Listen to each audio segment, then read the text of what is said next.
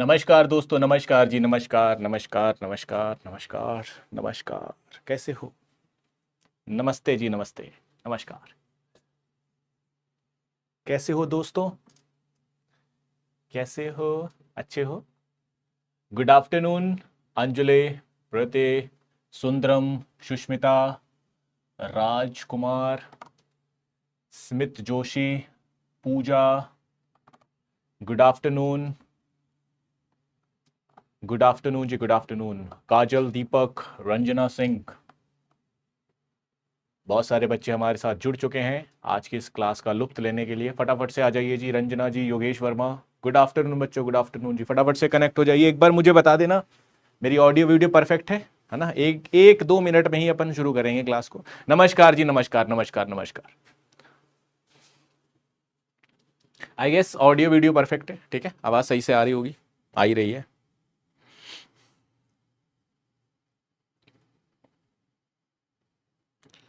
टुंग टुटुंग टुंग टुटुटुंग टुंग टुंग टुटुंग टुटुंग टुंग।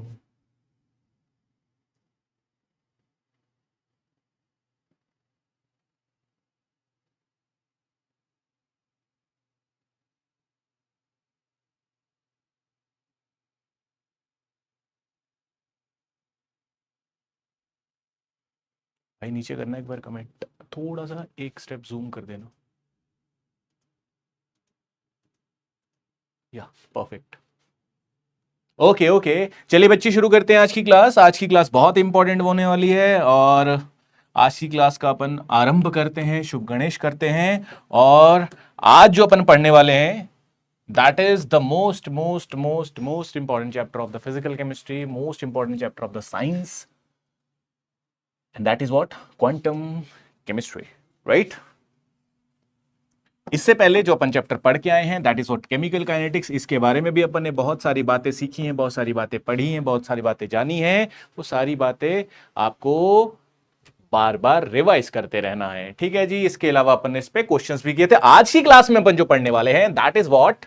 Quantum chemistry, जो कि एक बहुत इंपॉर्टेंट चैप्टर बन जाता है अगर मैं बात करता हूं साइंस पॉइंट ऑफ व्यू से। चाहे वो फिजिक्स हो चाहे वो केमिस्ट्री हो, दोनों में ही इसका बहुत इंपॉर्टेंट रोल है, ठीक है? तो उसके बारे में जानेंगे कि सर क्वांटम का केमिस्ट्री में क्या रोल है, ठीक है? इसके बारे में जानेंगे। दूसरा अपन जानेंगे सिलेबस क्या है, and then we go for the very first topic that is known as basic maths, जो यहां पे आपको सीखना है। थोड़ा बहुत है, ठीक है? ज्यादा इसमें वो नहीं है, बस थोड़ा बहुत आपको सीखना पड़ेगा।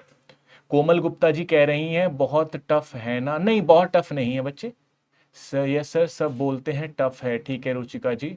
और देखो बच्चे, मैं आपको अब इसीलिए ना थोड़ा सा आप मेरी बातों को 5-10 मिनट सुनिए। मैं पहले तो आपका यही डर निकालता हूं कि जो भी बच्चे मुझे सुन रहे हैं आज ना, क्योंकि ऐसा होता है सर, क्वांटम की पहली क्लास में तो बच्चे होते हैं, लेट सपोज अगर लेट से एग्जांपल, अगर मेरे पास 100 बच्चे हैं क्लास में, तो पहली क्लास में 90% बच्चा रहता है, 90 बच्चा रहेगा, और ये लास्ट तक जाते जाते 9 बच्चे रह जाएंगे।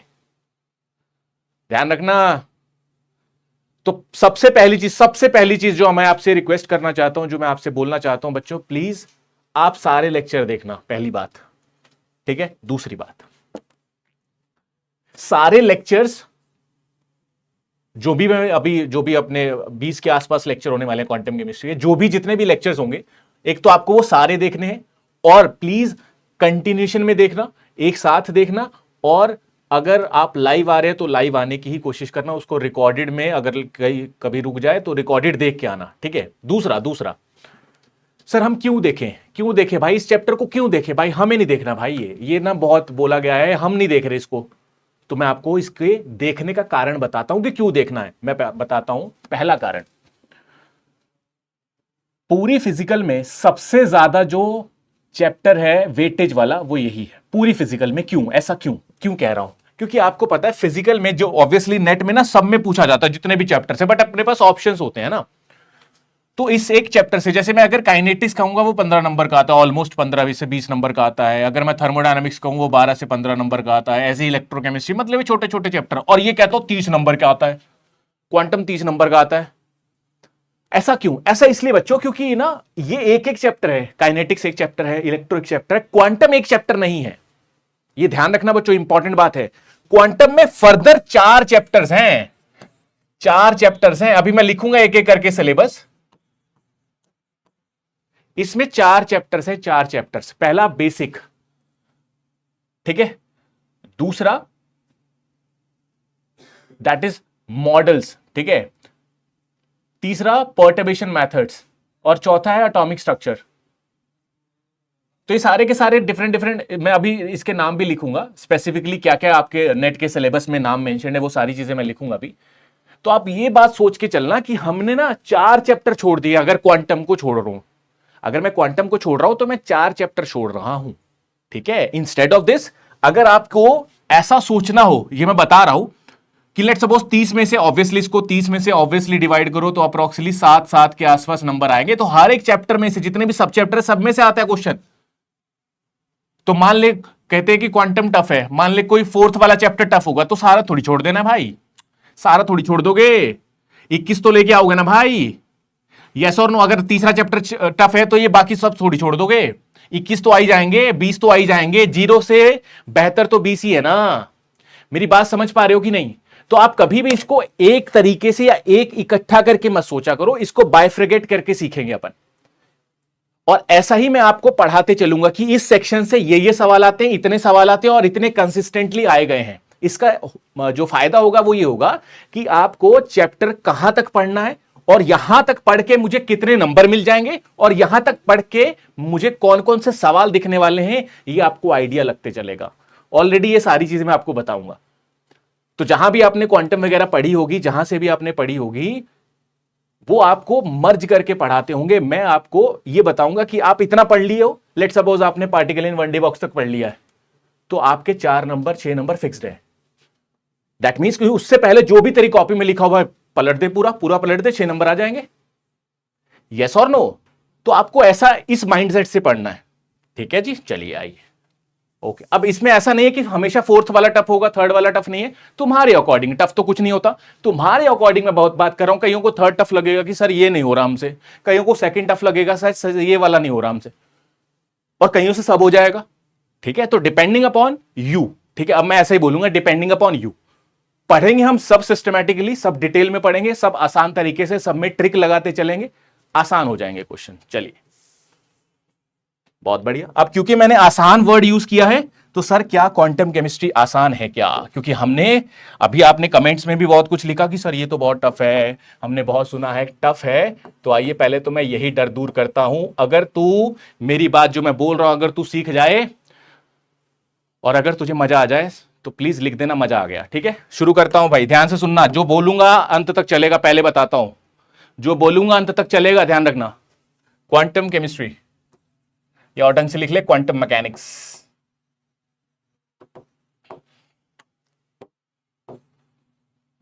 तो सबसे पहले मैंने यहां पे क्वांटम केमिस्ट्री नहीं, क्वांटम मैकेनिक्स लिखा है, यहीं से शुरू करता हूं।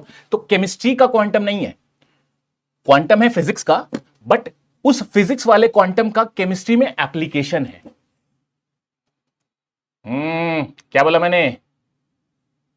सब बताऊंगा जी। विश्वास जी, मिस्टू विश्वास जी, कितने नंबर का आता है, कौन कौन से कितने क्वेश्चंस आते हैं, सब बताता हूं। अभी चैप्टर शुरू करने दो मुझे, ठीक है। व्हाट, व्हाई एंड हाउ, आपको पता है पैटर्न है, व्हाट, व्हाई और हाउ, इसी पे चलेंगे, ठीक है जी। ध्यान से सुनना। क्वांटम मैकेनिक्स में बच्चों, सबसे पहली चीज आपको ये ध्यान रखनी है, क्वांटम मैकेनिक्स में ये फिजिक्स का पार्ट है, इसका एप्लीकेशन है केमिस्ट्री में। अब सर ये एप्लीकेशन क्या है, बस यही पता करना है। जैसे ही मैंने पता लग गया, ऑब्वियसली ना सर, जो भी चैप्टर पढ़ रहा हूं वो केमिस्ट्री से जुड़ रहा होगा। केमिस्ट्री म्हणजे केमिकल रिएक्शन, तो ये भी कहीं ना कहीं केमिकल रिएक्शन से जुड़ रहा है। कैसे जुड़ रहा है, इसका क्या लेना देना है उससे, उससे ये क्या बताएगा, उससे हमें क्या करना है भाई, क्वांटम से हमें केमिकल रिएक्शन का क्या करना है ऐसा। तो आइए मैं एक एक करके समझाना शुरू करता हूं। सबसे पहले तो मैं 3 प्रश्न उठाता हूं कि व्हाट इज क्वांटम मैकेनिक्स, या व्हाट इज क्वांटम, सीधा लिखते हैं, व्हाई वी नीड इट,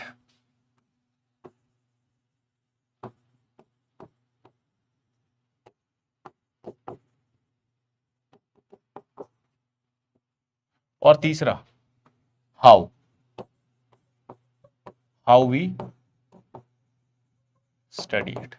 आ जाओ, 3 बेसिक सवाल, इससे बेसिक नहीं, कुछ नहीं हो सकता, इससे बेसिक कहीं से कुछ शुरू नहीं हो सकता, इससे बेसिक कुछ नहीं है। तो मैंने बिल्कुल बेसिक से शुरू किया, ऊपर नाम डाल दिया चैप्टर का क्वांटम मैकेनिक्स। सबसे पहला सवाल ये होता क्या है मास्टर, दूसरा यार इसको पढ़ना क्यों, और तीसरा कैसे पढ़ना है, तो सबसे पहले अपन जानते हैं ये होता क्या है। आइए जी, पहला सवाल, व्हाट इज क्वांटम मैकेनिक्स या व्हाट इज क्वांटम।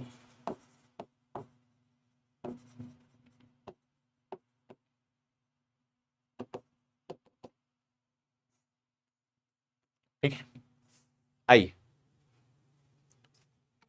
तो आपको एक छोटी सी चीज पता होनी चाहिए, अपन साइंस के स्टूडेंट्स हैं, साइंस में कुछ भी physics, chemistry, math, life science, ये वो कुछ भी पढ़ रहा हो, that all related to the study of matter. Matter, चीज जो भी, ऑब्वियसली किसी चीज को स्टडी करेगा ना भाई। अगर कुछ है नहीं, मैं क्या इसको स्टडी कर, किसको स्टडी कर, कोई चीज तो होगी ना। और अगर कोई चीज है तो वो चीज कहलाती है मैटर, जिसका कुछ मास है और जिसका कोई जो स्पेस ऑक्यूपाई कर रहा है। दैट मीन्स पूरी साइंस सिर्फ मैटर की स्टडी के कॉरेस्पॉन्डिंग ही है। बहुत बढ़िया।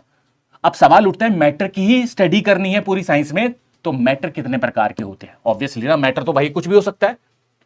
तो अगर मैं साइंटिफिकली बात करूं, ऑब्वियसली ना, ये तो अगर मैं कहता हूं ये भी मैटर है, ये भी मैटर है, तो अपन इस पूरी की स्टडी नहीं करते। अपन बिल्कुल एज अ साइंटिफिकली लैंग्वेज में अगर बात करें, तो मैटर को स्टडी करने के लिए हम ब्रॉडली उसको बहुत सारी कैटेगरीज में बांट सकते हैं, but broadly upon on the basis of size अगर बांटे, matter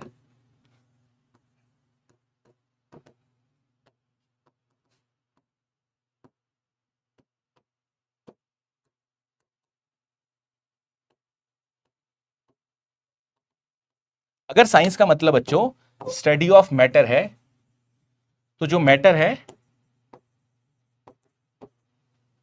on the basis of size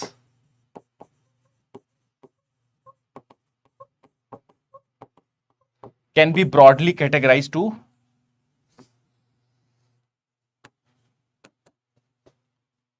to category. The very first is microscopic matter, और दूसरा क्या है? Macroscopic matter. उदाहरण के तौर पे एग्जांपल के तौर पे, लेट सपोज अगर मैं तुझे गिलास में एक पीला पानी दे दूं या लाल पानी दे दूं, कुछ भी लाल सॉल्वेंट दे दूं, मैं कहूं लाल क्यों है, कैसे जानेगा? तो तू उस पूरे जो भी उसमें कटोरी में लाल रंग है, उस पूरे को नहीं, उस पूरे के अंदर जो जिससे मिल के बना है, वो जिससे कॉन्स्टिट्यूएंट, उस पे चला जाएगा। तू उस पे चला जाएगा कि जो पूरा है, बहुत इंपॉर्टेंट बात बोल रहा हूं, जो पूरा है वो किसका कॉम्बिनेशन है या किससे मिलके बना? सर छोटे से मॉलिक्यूल पे चला जाऊंगा, उसकी वजह से ये पूरा रंग लाल आ रहा होगा। यस और नो? इट मींस कि सर लेट सपोज अगर मेरे पास NaCl का सॉल्यूशन है, नमक का सॉल्यूशन है, तो मैं कहूंगा कि सॉल्यूशन में इसका स्टडी करो, तो तुम उस सॉल्यूशन में किसकी स्टडी करोगे? सर क्योंकि NaCl का स्टडी है, वो NaCl का सॉल्यूशन है, तो NaCl को पढ़ूंगा मैं। यस और नो? दैट मींस कि सर हां, पूरा सॉल्यूशन है, एक मैटर है मेरे पास, उसकी स्टडी करनी है, तो पहले तो मैं उसको पूरा ऑब्जर्व करूंगा कि पूरा रंग क्या है उसका, लाल है। फिर वो लाल रंग क्यों है, उसको जानने के लिए मैं छोटे स्केल पे जाऊंगा। पहले जानूंगा कि रंग क्या है, मैक्रो, बड़े स्केल पे देखूंगा, बड़े स्केल पे ऑब्जर्व करूंगा, बड़े स्केल पे मैटर को ऑब्जर्व करूंगा, फिर उसी चीज को जानने के लिए मैं छोटे स्केल पे जाऊंगा। अब ये जो मैंने बात बताई है बहुत गजब है, बहुत गजब बात है। क्या कि सर यस, हमें साइंस में मैटर ही पढ़ना है। मैटर में क्या पढ़ना है? That is properties of matter. Properties of matter पढ़नी है, और प्रॉपर्टीज ऑफ मैटर पढ़ने के लिए उसको क्लासिफाई करना पड़ेगा। क्लासिफाई करने के लिए दो तरीका है, मैं पहले बता रहा हूं, सिलेबस लिखूंगा। दो तरीके हैं। On the basis of size we can say that matter microscopic हो सकता है या मैक्रोस्कोपिक। नाम से ही पता है, माइक्रोस्कोपिक मतलब जो छोटे स्केल पे देखा जाए, मैक्रो मींस बड़े स्केल पे। सवाल अगला ये है, सर बड़ा स्केल, मैक्रो में, अबे मैक्रो है ना भाई, बड़ा स्केल है, बड़ा तो मुझे दिख सकता है, बड़ा तो मुझे दिख सकता है ना भाई। कटोरी में लाल रंग है, वो तो दिख रहा है मुझे, बट वो कटोरी में जो लाल रंग है उसमें जो मॉलिक्यूल की वजह से वो मॉलिक्यूल नहीं दिख रहा मुझे। दिख रहा है क्या भाई? NaCl टहल रहा है, ऐसे नहीं दिखेगा। It means we can easily observe macroscopic matters, या मैक्रोस्कोपिक मैटर की जो प्रॉपर्टीज होती हैं, जिसको अपन कहते हैं मैक्रोस्कोपिक प्रॉपर्टीज,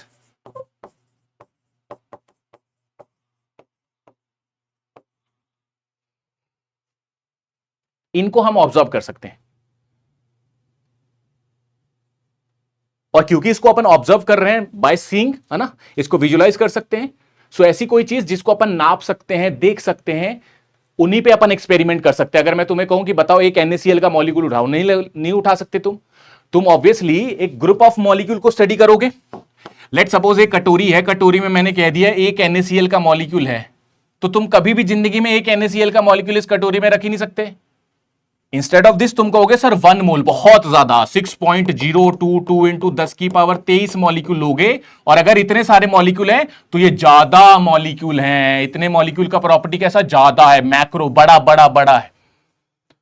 इन शॉर्ट मैं आपको ये कहना चाह रहा हूं कि मैंने मैटर को क्लासिफाई किया on the basis of size, और साइज के बेसिस पे या तो ये माइक्रोस्कोपिक मैटर कहलाएगा या मैक्रोस्कोपिक मैटर कहलाएगा। और अगर मैक्रोस्कोपिक प्रॉपर्टी जो कि इस माइक्रोस्कोपिक मैटर की है, इसको अगर मुझे निकालना हो तो इसके लिए ब्रांच है जिसको मैं बोलूंगा experimental branch.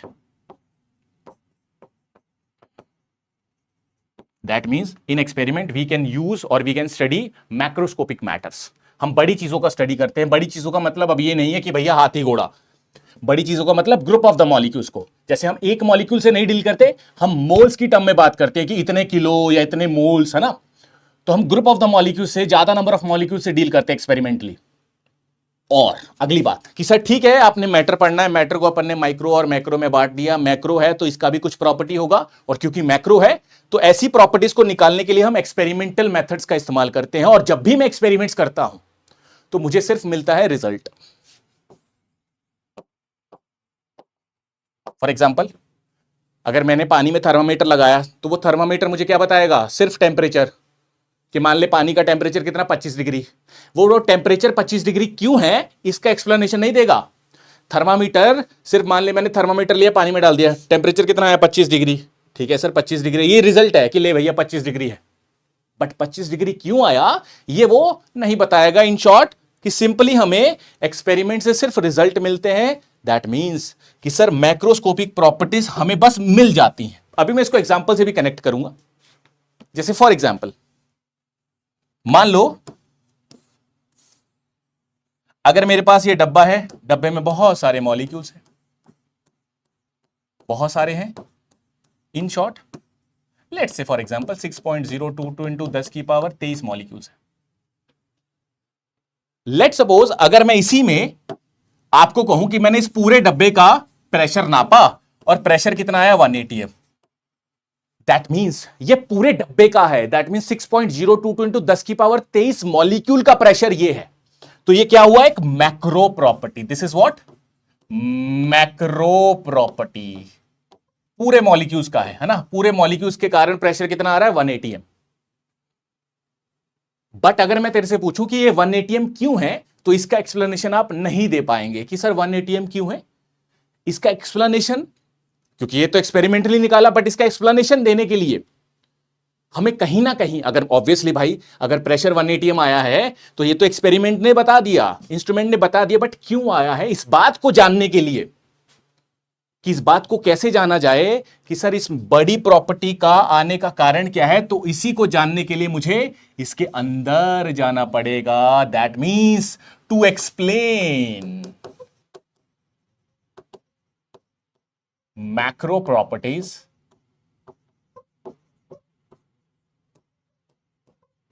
We need to understand micro property.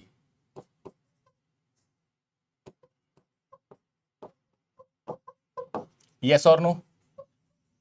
That means, please ध्यान से सुनना बच्चों, अब यहां पे मैं बहुत इंपॉर्टेंट चीज बता रहा हूं। मैंने बस ये बोला कि अगर एक मैटर है तो वो दो चीजों में बढ़ जाएगा, मैक्रो और माइक्रो। मैक्रो है बड़ी चीज है, उस पर एक्सपेरिमेंट किए जा सकते हैं, उसकी सारी प्रॉपर्टीज, ऑब्वियसली मैटर की प्रॉपर्टीज के लिए सब कर रहे हैं, मैटर्स की प्रॉपर्टीज निकालनी है। अगर मैटर बड़ा है, मैक्रो है, तो उस पर एक्सपेरिमेंट किए जा सकते हैं, उसको एक्सपेरिमेंटली निकाला जा सकता है। और जब भी कोई चीज मैं एक्सपेरिमेंटली निकालता हूं तो वो रिजल्ट होता है बस कि हाँ भैया ये आ रहा है। अब ये क्यों आ रहा है, अगर मुझे इस बात को जानना है तो मुझे कहानियां बनानी पड़ेंगी कि यार ये प्रेशर जो 1 atm आ रहा है ये क्यों आ रहा है, तो ऐसा ऐसा ऐसा हो रहा होगा। That means in order to explain anything, किसी भी चीज को एक्सप्लेन करने के लिए, जैसे मुझे मैक्रो को एक्सप्लेन करना है जो कि एक एक्सपेरिमेंटल रिजल्ट है, टू एक्सप्लेन दिस जो भी चीज आएगी, क्योंकि यहां पे मैंने बोला मैक्रो को एक्सप्लेन करने के लिए माइक्रो है, तो जो भी चीज किसी भी चीज को एक्सप्लेन करने के लिए आती है वो क्या होती है, थ्योरी। इसीलिए इसको हम थ्योरेटिकल कहते हैं, थ्योरेटिकल प्रॉपर्टीज। यस और नो? क्या आपको दो वर्ड क्लियर हुए? जब भी मैं आपको मैक्रो बोलूंगा दैट मींस ये बहुत काम आता है स्टैटिस्टिकल थर्मोडायनामिक्स में भी।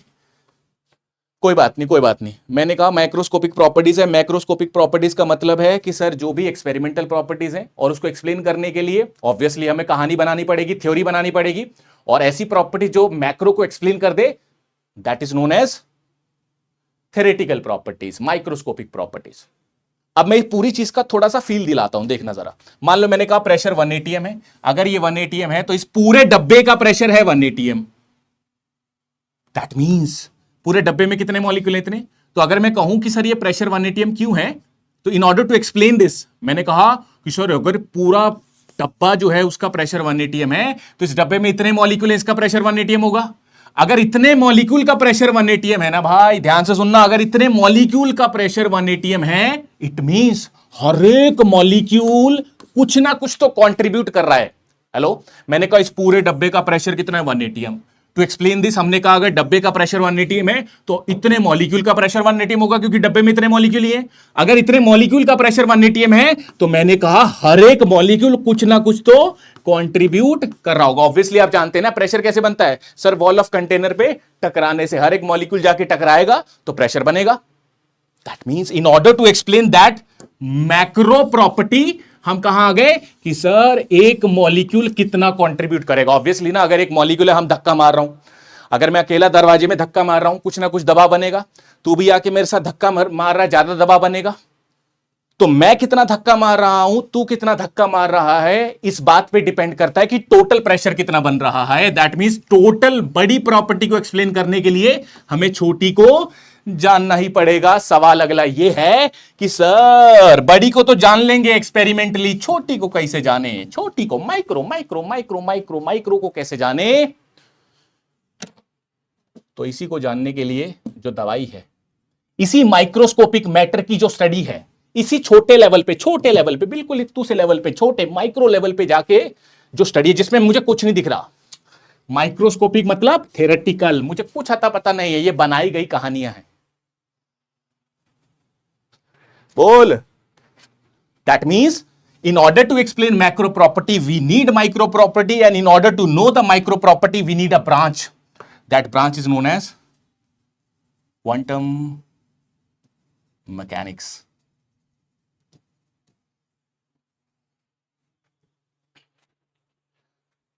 तो अगर कोई पूछ ले तुमसे बताओ क्वांटम क्या है, it's a theoretical branch. Obviously theoretical क्यों है? क्योंकि सर क्वांटम मैकेनिक्स हमें माइक्रोस्कोपिक मैटर की स्टडी बताता है, उसकी प्रॉपर्टीज बताता है। और माइक्रोस्कोपिक प्रॉपर्टी क्या है? अबे तुझे दिख थोड़ी रहा है कि भैया कहां चल रहा है NaCl, दिखता थोड़ी है। तो कोई चीज दिख ही नहीं रही है और मैं उसकी प्रॉपर्टी जान रहा हूं, तो ये पूरी ब्रांच को अपन कहते हैं थ्योरेटिकल ब्रांच। तो यहां से पहली चीज तो आपको ये क्लियर होनी चाहिए कि सर क्वांटम केमिस्ट्री एक थ्योरेटिकल ब्रांच है। इस प्रॉपर्टी को जानने के लिए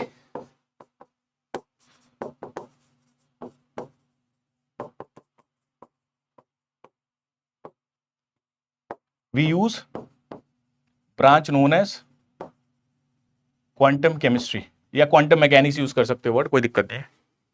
सो this is known as quantum chemistry.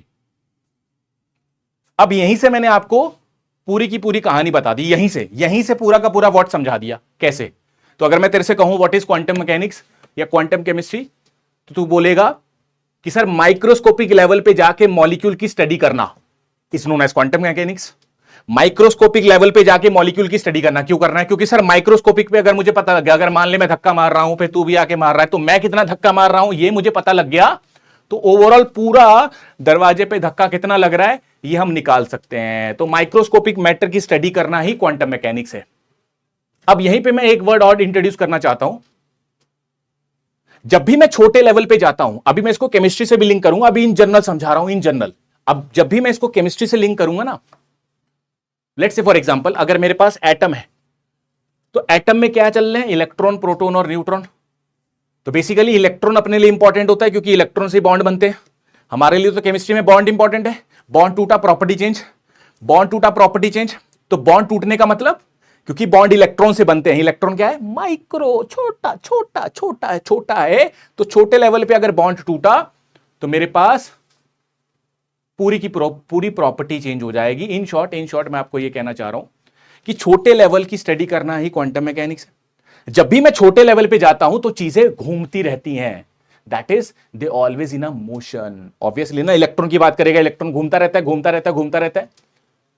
तो ओवरऑल अगर मैं आपसे कहूं कि क्वांटम मैकेनिक्स को डिफाइन करना है तो आप कैसे करेंगे?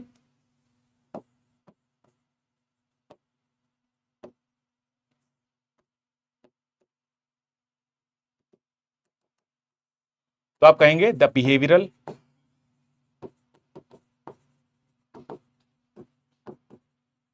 Study of microscopic matter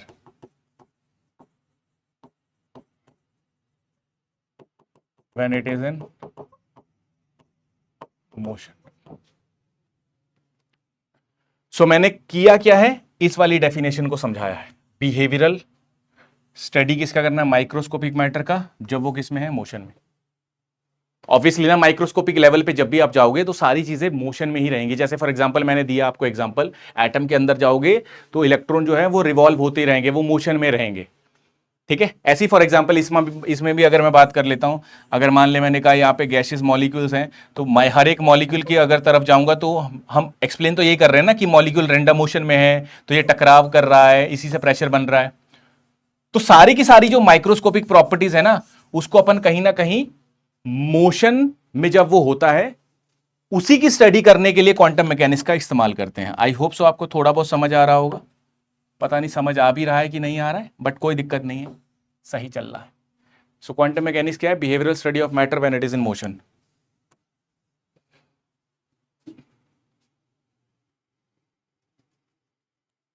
right, कि जब भी कोई मैटर मोशन में है और उसका अपन को प्रॉपर्टी निकालना है, so we use quantum mechanics. अब सवाल उठता है, यहां पे इंपॉर्टेंट वर्ड्स क्या है सर? कैसा बिहेवियर? किसका? ऑब्वियसली माइक्रोस्कोपिक मैटर का। कब? जब वो मोशन में है। ध्यान से सुनना, इंपॉर्टेंट बात बता रहा हूं। अब जो पढ़ना है, जो सिलेबस में है, जो चीज आती रहेगी, बार बार आती रहेगी, जो टर्म्स बार बार आती रहेंगी, मैं पहले बता रहा हूं बच्चों, मेरी पहली बात लास्ट तक चलती है। अब देखना, अब देखना, core core, main core, main core. मैंने 3 वर्ड हाईलाइट कर दिए, 3 वर्ड। मैंने ये पूरी लाइन लिखने के लिए कहानी बताई, अब मैंने इस हाईलाइट कर दिया 3 वर्ड। तीनों वर्ड का मैं मतलब सिखाता हूं। मान ले अगर मैं मोशन में हूं, मान ले छोटे लेवल पे जाके मैं मोशन कर रहा हूं, तो एज अ ऑब्जर्वर तुझे मेरे बारे में क्या क्या चीजें जाननी है? ऑब्वियसली ना, मान ले ऑब्वियसली मैं चल रहा हूं, मैं मोशन कर रहा हूं, मैं दीवार पे टकरा गया, बिल्कुल धीरे से टकराया, तो तू क्या बोलेगा कि सर अगर तू धीरे से टकराया तो तेरा प्रेशर कम। इट मींस तूने ऑब्जर्व क्या किया? मेरा स्पीड क्या है? यस और नो? मैं किस एनर्जी से जाके उसमें टकरा रहा हूं?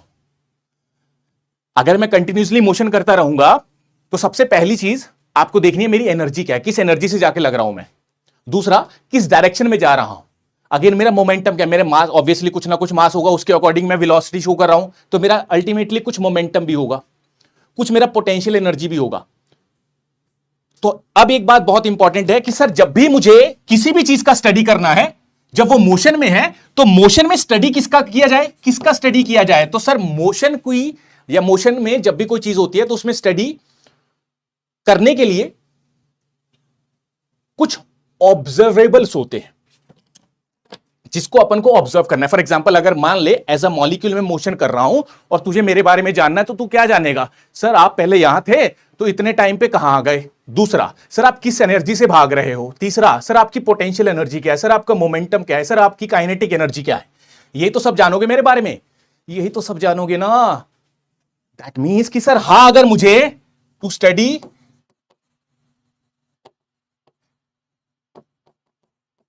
Behaviour of matter means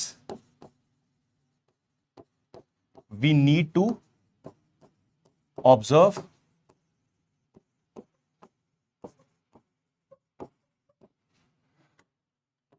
like, पहला पोजीशन, मेरी पोजीशन क्या है, मैं यहां से वहां कितने में गया, ठीक है। दूसरा, मोमेंटम क्या है।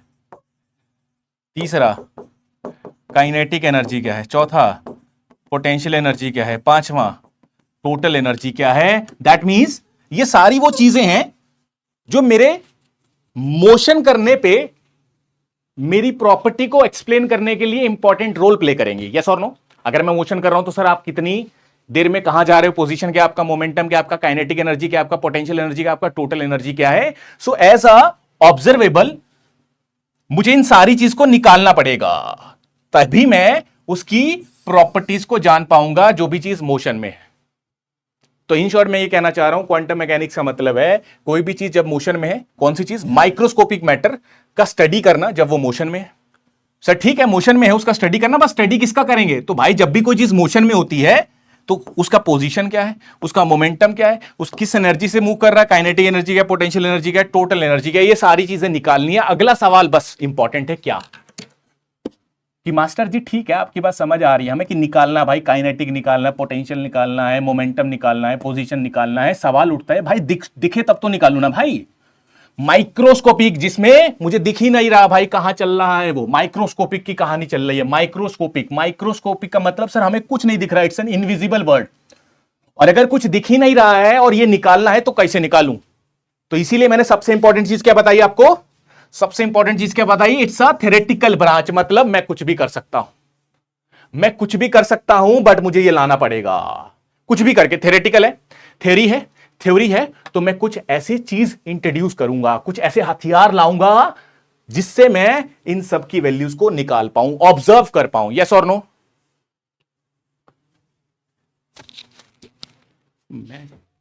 बोलो, अरे बोलना यार।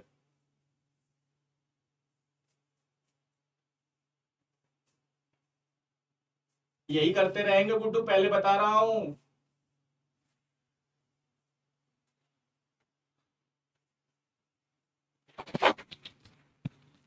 तो मैं एक वर्ड यूज करने वाला हूं, and that is known as, जो आपको अगर पता हो तो सभी सभी बच्चे जयकारा लगाएंगे, अगर आपको वो वर्ड पता है तो सभी बच्चे जयकारा लगाएंगे। तो मैंने अभी तक कहानी में ये बताया कि सर क्वांटम मैकेनिक्स का मतलब है कि sir behavioural study of matter when it is in motion. कोई भी चीज अगर मोशन में है, माइक्रोस्कोपिक लेवल पे अगर मोशन चल रहा है, तो उसका बिहेवियर पढ़ने के लिए हम जो ब्रांच यूज करते हैं वो क्वांटम केमिस्ट्री है। ऊपर लिख रही है लाइन में चिपका के। अब यहां पे तीन वर्ड है, पहला बिहेवियर। सर बिहेवियर में क्या पढ़ना है, जब भी कोई चीज मोशन में होती है क्या क्या बिहेवियर हो सकता है उसका, सर उसका पोजीशन क्या है, उसका मोमेंटम क्या है, उसका काइनेटिक एनर्जी क्या है, उसका पोटेंशियल एनर्जी क्या है, यही सब निकालना है अपन को। ठीक है सर, निकालना है, यही निकालना है, यही ऑब्जर्वेबल है, बहुत बढ़िया। बट ये निकलेगा कैसे, ये निकलेगा कैसे, तो सर इसके लिए, इसको निकालने के लिए, क्योंकि ये थ्योरेटिकल ब्रांच है, so we use some mathematical tools. हम कुछ मैथमेटिक्स के टूल्स इस्तेमाल करेंगे। That means the tool, the mathematical tool which can be used, देखना, the mathematical tools which can be used to calculate the value of all observables. The mathematical tool, the mathematical tool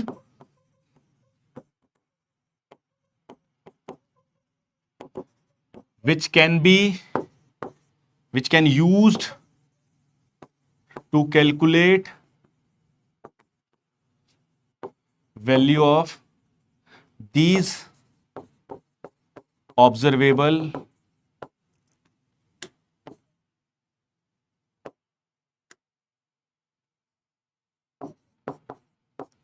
is what we called as. So इसके लिए अपन mathematically एक tool इस्तेमाल करेंगे। सो वो tool जो इन सारी values को निकालने में मदद करेगा, वो टूल कहलाता है ऑपरेटर। क्या आप सभी ने ऑपरेटर नाम सुना है?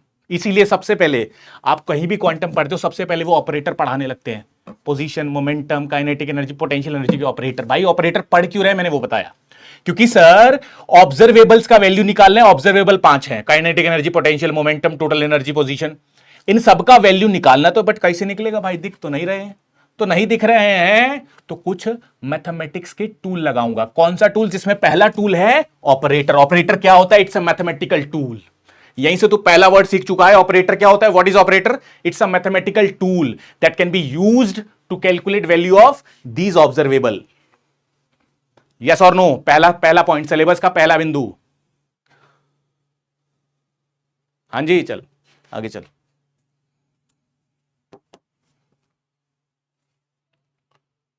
राइट ना? सो आई गेस आपको थोड़ा बहुत आइडिया मिल रहा है। अभी पहला क्वेश्चन चल रहा है, अभी जस्ट पहला सवाल चल रहा, अभी जस्ट पहला ही क्वेश्चन चल रहा है, पहला ही क्वेश्चन चल रहा है, व्हाट इज क्वांटम मैकेनिक्स। तो अपन ने क्या बोला sir, behavioural study of matter when it is in motion. Behavioural study of matter, जब भी वो मोशन में है, जब भी कोई भी मैटर मोशन में है तो उसका स्टडी ही कहलाता है क्वांटम मैकेनिक्स। सर बिहेवियर में है, बिहेवियर स्टडी करना है मोशन में, तो ऐसा क्या ऑब्जर्व करना पड़ेगा सर, वो भाग रहा है, वो चल रहा है, वो मोशन कर रहा है, तो उसका पोजीशन कहां है, यहां से वहां कितनी दूर में जाएगा, उसका मोमेंटम क्या, उसका काइनेटिक, यही सब देखना होता है, यही सब देखना होता है, यस और नो। दैट मींस ऑब्जर्वेबल, जो भी अपन को ऑब्जर्व करने हैं, जो उसके बिहेवियर को बताएंगे, that is position, momentum, kinetic energy, potential energy, total energy. और क्योंकि मुझे माइक्रोस्कोपिक के लिए निकालना, जो जिसमें मुझे मैं कुछ देख ही नहीं सकता, सो इसीलिए मैं यूज करूंगा मैथमेटिकल टूल्स, और वो मैथमेटिकल टूल जो मुझे हेल्प करेगा इन वैल्यूज को निकालने के लिए, and that is what we called as operator. Observable के बाद क्या है, कहां ऑब्जर्वेबल के बाद, is what we called as observable, is what we called as, भाई इनको लिखा हुआ नहीं समझ आ रहा है। अच्छा, मुझे अब ये भी पूछना पड़ेगा कि ये लिखा हुआ समझ आ रहा है कि नहीं। चलो कोई बात नहीं, दूसरे प्रश्न पे चलता हूं, ठीक है, अभी इलैबोरेट करूंगा जब मैं वाई हाउ पे आऊंगा, ठीक है। अब दूसरे प्रश्न पे चलता हूं sir, why we need to study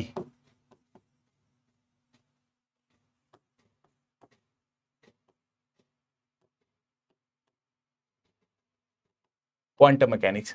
यार ये क्वांटम मैकेनिक्स अपन को पढ़ना क्यों है, वाई, इसका कारण बड़ा सिंपल सा है, सब्र।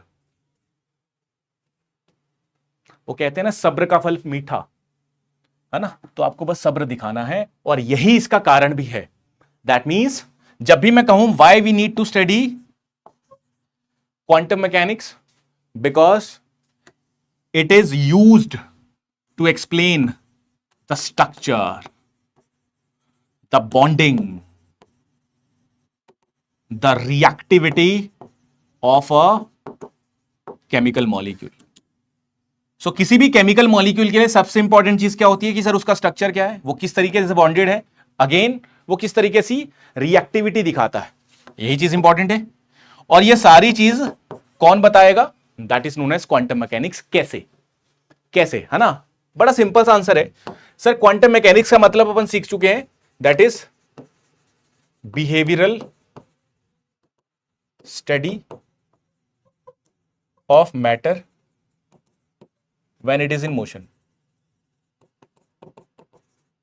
जब वो मोशन में है तो उसी का स्टडी करना अपन कहते हैं क्वांटम, ठीक है।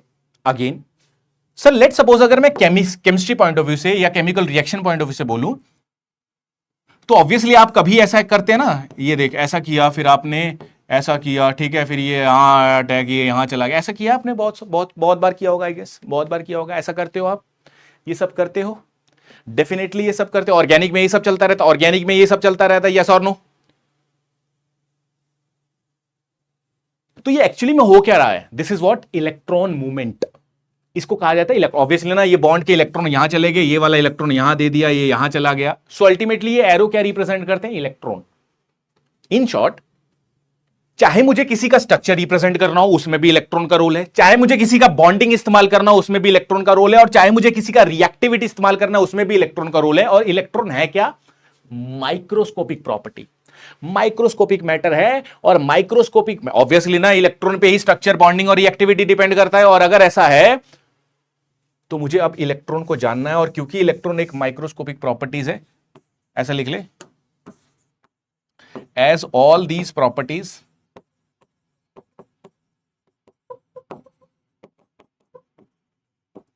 will depend upon, as all these properties will depends upon electron and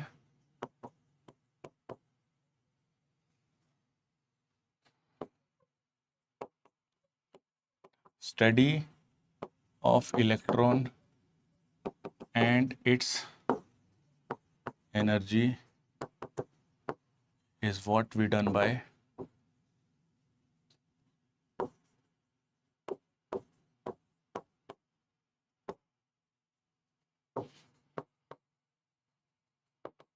ठीक है। तो क्वांटम मैकेनिक्स में क्योंकि अपन माइक्रोस्कोपिक लेवल पे मैटर की स्टडी करते हैं, माइक्रोस्कोपिक लेवल पे जाके ही मैटर को पढ़ते हैं, तो ठीक है सर। अगर केमिस्ट्री में बात करूं तो सब्र बहुत इंपॉर्टेंट है, सब्र, स्ट्रक्चर बॉन्डिंग एंड रिएक्टिविटी।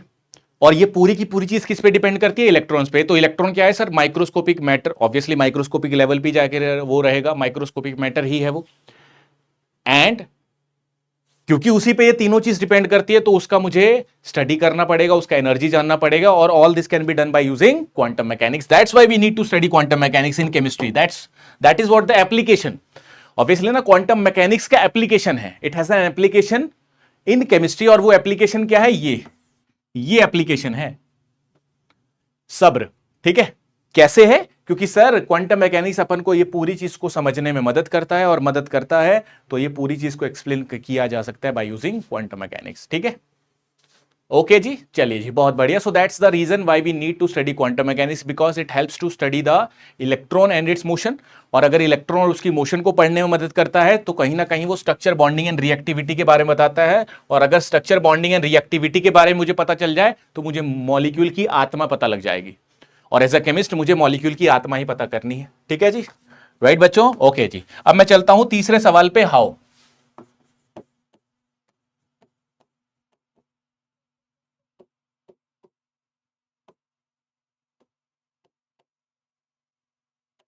कैसे? How, how we study. आप देख सकते हो, अगर उतार रहे हो तो वैसे तो उतार लिया होगा। इसको पढ़ना कैसे है सर? कैसे पढ़े? अब मैं यहां पे मैकेनिक्स या क्वांटम केमिस्ट्री भी लिख सकता हूं, मैकेनिक्स लिखता हूं, कोई दिक्कत नहीं है। अब आप केमिस्ट्री भी लिख सकते हो, क्योंकि आपको पता लग गया कि सर हमें केमिस्ट्री में जस्ट इसका एप्लीकेशन पढ़ना है। पर एप्लीकेशन पढ़ने के लिए इसका बेसिस तो होगा ना, कुछ कुछ तो बेसिस होगा ना भाई। वो बेसिक पहले पढ़ना पड़ेगा। यही पहला चैप्टर होता है, बेसिक ऑफ क्वांटम केमिस्ट्री। ठीक है, राइट ना?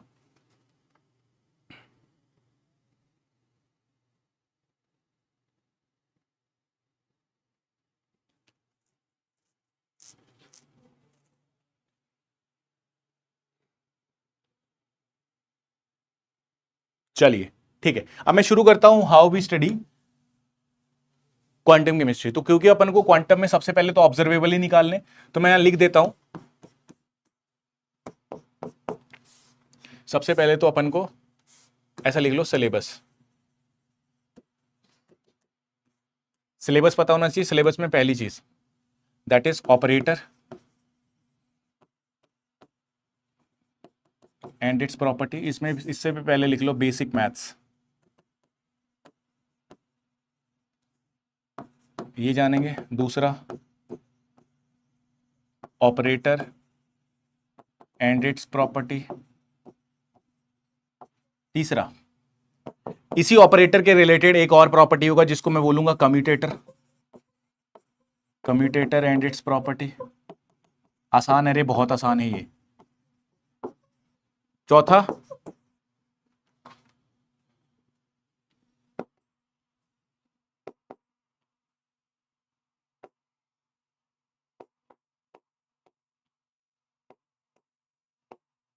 Angular momentum and spin angular momentum operator. पांचवा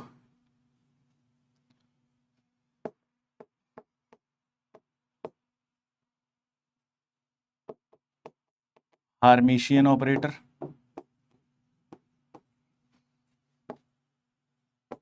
एंड इट्स प्रॉपर्टी। ठीक है।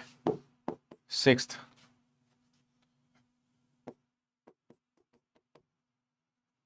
आइगन वैल्यू एंड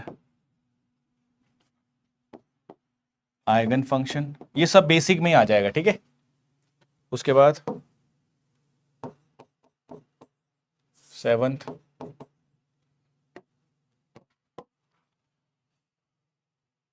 ये, इसको सेक्शन वाइज बनाना है तो ऐसा लिख लो, दिस इज व्हाट सेवंथ लिख लो, दैट इज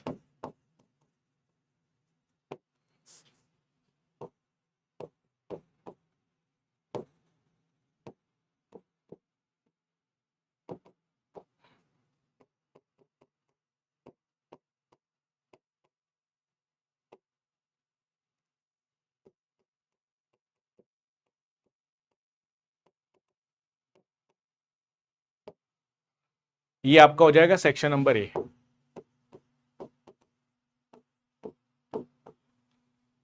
या फर्स्ट चैप्टर कह लो, बेसिक वाला चैप्टर नंबर 1 लिख लो इसको।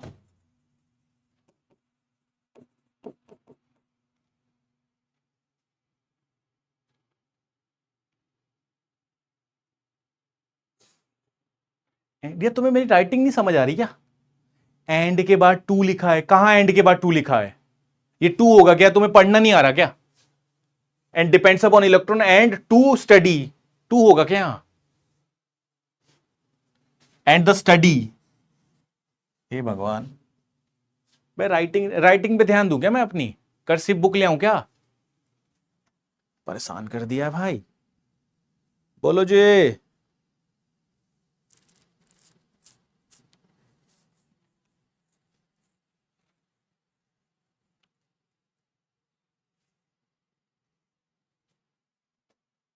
ठीक है,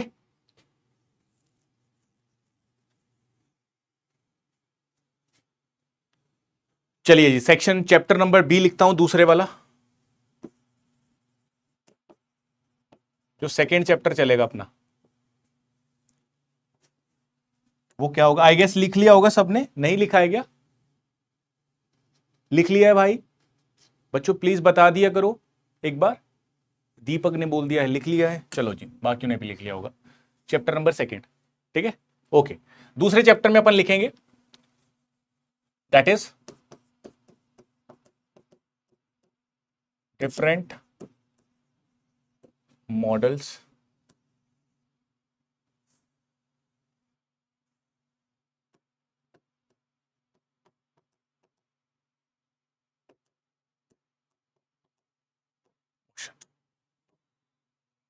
अब ये क्या है?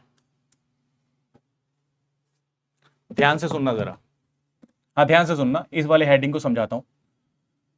लेट्स सपोज, अभी तक कहानी नहीं बोलनी है सर अपन को, the behavioural study of matter when it is in motion, behavioural study of microscopic matter when it is in motion, done. Behavioural study, behaviour जानना है भाई, किसी भी छोटे लेवल पे जाके जब कोई मोशन हो रहा है उसका बिहेवियर पढ़ना है। लेट्स सपोज, मान लो अगर मैं मोशन कर रहा हूं तो क्या जानेगा मेरे बारे में? सर मेरी पोजीशन क्या है, मेरी काइनेटिक एनर्जी क्या है, मेरा मोमेंटम क्या है, राइट और नो, यही सब जानेगा।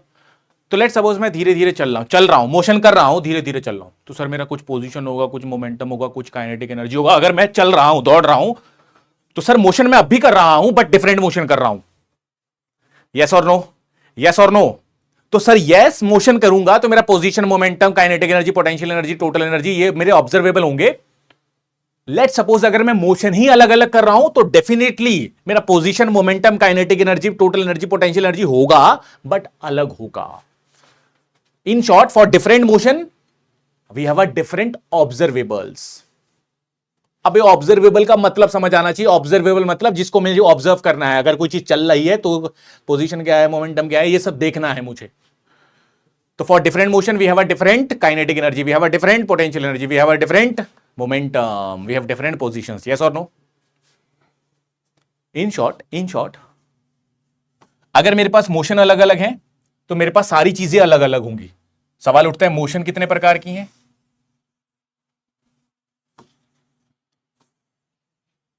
तो आप सभी जानते हैं या नहीं जानते तो आपको थोड़ा बहुत तो आइडिया होगा आई गेस, कि अपने पास मोशंस होती हैं माइक्रोस्कोपिक लेवल पे। सर या तो मॉलिक्यूल ट्रांसलेट कर सकता है, ट्रांसलेशनल मोशन,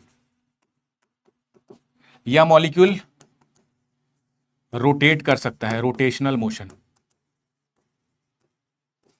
या मॉलिक्यूल वाइब्रेट कर सकता है, वाइब्रेशनल मोशन, या मॉलिक्यूल इलेक्ट्रॉनिक मोशन कर सकता है।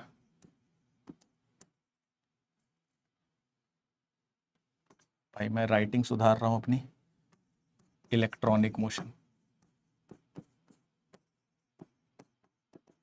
लो ठीक है। So we have a 4 types of motion. और अगली बात तू बेहतर जानता है कि सर अगर 4 डिफरेंट मोशन है तो 4 बार ऑब्जर्वेबल निकालना पड़ेगा, चारों के लिए निकालना पड़ेगा। तो निकालना तो है, सवाल उठता है कैसे निकालेंगे भाई? तो सर यस, इनके लिए भी ऑपरेटर लगा सकता हूं ऑब्वियसली। ऑब्जर्वेबल मान ले, पोजीशन लगाना, मोमेंटम निकालना, सबके लिए ऑपरेटर तो लगेगा। बट अगर मुझे इस मोशन को, मैंने बोल दिया ट्रांसलेशनल मोशन, इसका ऑब्जर्वेबल बताओ। तो पहले मुझे ट्रांसलेशनल मोशन को समझना पड़ेगा, यस और नो? ट्रांसलेशनल मोशन को स्टडी करना पड़ेगा। रोटेशनल मोशन के ऑब्जर्वेबल को निकालने के लिए रोटेशनल मोशन को स्टडी करना पड़ेगा। अलग अलग मोशन से अलग अलग ऑब्जर्वेबल है, अलग अलग ऑब्जर्वेबल है, तो इनका स्टडी भी हमको अलग अलग करना पड़ेगा। इसके ऑब्जर्वेबल को निकालने के लिए अगर मुझे ट्रांसलेशनल मोशन को समझना है, तो क्योंकि ये सब कुछ कहानी चल रहा है, थेरेटिकल है, थेरेटिकल है, थेरेटिकल है, मुझे दिख नहीं रहा कि हाँ भैया वो ट्रांसलेशनल मोशन कर रहा है कि रोटेशन चल रहा है कि वाइब्रेशन, मुझे नहीं दिख रहा। तो इसीलिए इन सारे मोशंस को समझने के लिए, जो कि मुझे नहीं दिख रहे हैं बट मुझे इसको समझना है, तो मुझे समझने के लिए कुछ बनाना पड़ेगा। दैट इज मॉडल डिजाइन करने पड़ेंगे, कुछ स्टैंडर्डाइज्ड मॉडल है। That means in order to study translational motion we need some model, and the model which is used to study translational motion is what we call it as PIB, particle in box model. Rotational motion को पढ़ने के लिए rigid rotor model,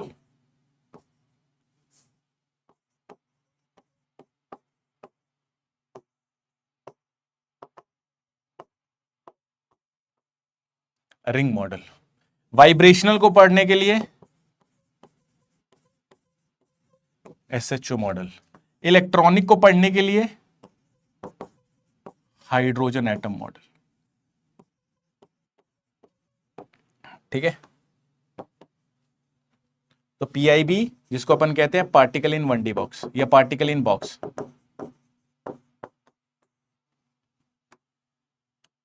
ठीक है, तो ये different different motions है। अब आपको पता लग गया कि अगला हेडिंग क्या लिखूंगा। सेक्शन बी में अपन को क्या क्या पढ़ना है। पहला particle in 1D box, 2D box, 3D box. उसके बाद मैं ऐसे SHO का पढ़ूंगा, SHO इन 1D 2D 3D। उसके बाद रिजिड रोटर पढ़ूंगा और उसके बाद इलेक्ट्रॉनिक मोशंस पढ़ूंगा, हाइड्रोजन एटम। ठीक है, अब ध्यान रखना, जैसे मैंने आपको बताया ना, बाइफ्रिकेट करता चलूंगा मैं चीजों को कि कितना पढ़ने पे कितने नंबर आ जाएंगे। तो अगर आपने ये वाला सेक्शन पढ़ा, ये वाला सेक्शन, तो आपके 4 नंबर पक्के हैं। और हलवा सवाल है, हलवा, ट्रस्ट मी। 4 नंबर का 2 स्टेप के ज्यादा नहीं होगा, 2 स्टेप से, सिर्फ 2 स्टेप, 1 2, क्योंकि ट्रिक से करेंगे अपन, यस और नो। तो इतना करने से 4 नंबर, अगेन इधर आ जा, 4 नंबर इसके पार्टिकल इन 1D बॉक्स के, या 4 और 4। तो इनमें से कोई से भी 2 मॉडल से सवाल पूछता है। जनरली वो हाइड्रोजन एटम और इससे पूछता है, पर 2 मॉडल से सवाल आता ही आता है। तो इस पहले से 8 नंबर का हो गया, 12 हो गए, 12, यस और नो। चलो कोई बात नहीं, कोई बात नहीं। इन सबका पढ़ूंगा क्या, इन सारे मॉडल्स को पढ़ूंगा, बट इनमें पढ़ूंगा क्या, पहला इनके वेव फंक्शंस, और दूसरा इनकी एनर्जीज। ठीक है, ये अपन को पढ़ना है इन सभी मॉडल्स के लिए। ठीक है, बाकी जो जो चीजें होंगी वो इसको जब मैं उठाऊंगा तो इसी में डिटेलिंग करना शुरू कर दूंगा। ठीक है, डीजनरेसी के बारे में पढ़ेंगे अपन, डीजनरेसी भी आती है इसमें, वो चीजें अपन देख लेंगे। ठीक है, बट जब भी मैं इसको पढ़ूंगा, इसको पढ़ने से पहले ध्यान देना, ध्यान देना, इसको पढ़ने से पहले मैं इसको याद करवा दूंगा। क्या बोला मैंने? अभी तक मैं आपको लिखने के बाद समरी दे रहा था, कोई भी चीज पढ़ा दूं उसके बाद समरी दे रहा था। जब मैं चैप्टर 2 पे आऊंगा तो पहले मैं आपको समरी दूंगा। दैट इज, सबसे पहले अपन पढ़ेंगे समरी ऑफ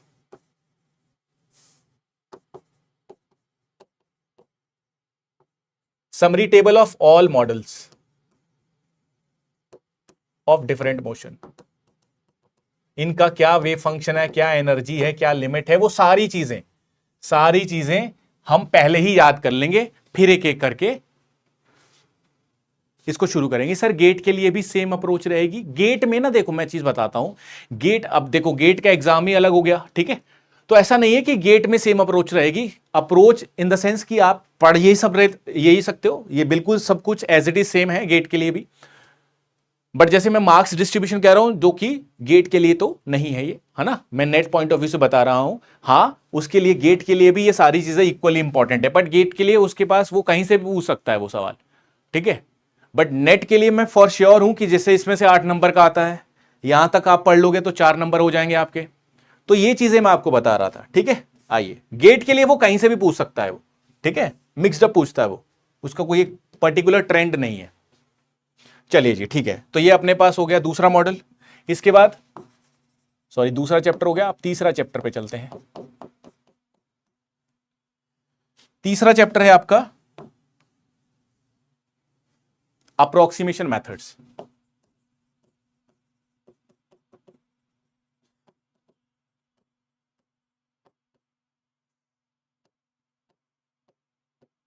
इनका मैं और भी जो इसके जैसे फॉर एग्जांपल मैंने पार्टिकल इन बॉक्स मॉडल ही लिख दिया इसमें, इसमें 1D है, इसमें 2D है, इसमें 3D है, इसमें डीजनरेसी का कॉन्सेप्ट है, ठीक है।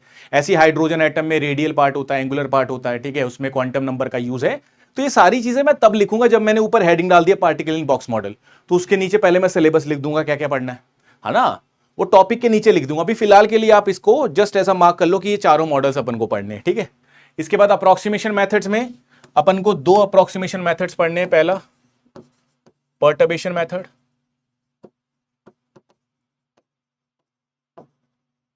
और दूसरा है linear variation principal method. Perturbation method दो प्रकार का होता है, फर्स्ट ऑर्डर और सेकंड ऑर्डर। इसका मतलब क्या होता है वो सीखेंगे अपन। फिलहाल के लिए थोड़ा आइडिया दे देता हूं ताकि चीजें आगे चल के आपको ऐसी लगे कि हाँ सर कहीं ना कहीं तो सुन के आए थे।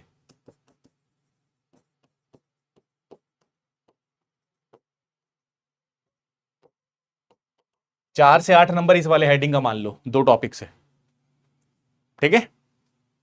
तो 20 नंबर का मामला बन चुका है, 20-24 नंबर का, ठीक है। जरूरी नहीं है ये रिजिड रहे, कई बार इसमें से 8 नंबर का पूछ लेगा, इसमें से भी 8 नंबर का पूछ लेगा, ऐसा रिजिड नहीं है कुछ, ठीक है। बट मैं ऑन एन एवरेज आपको बताता हूं।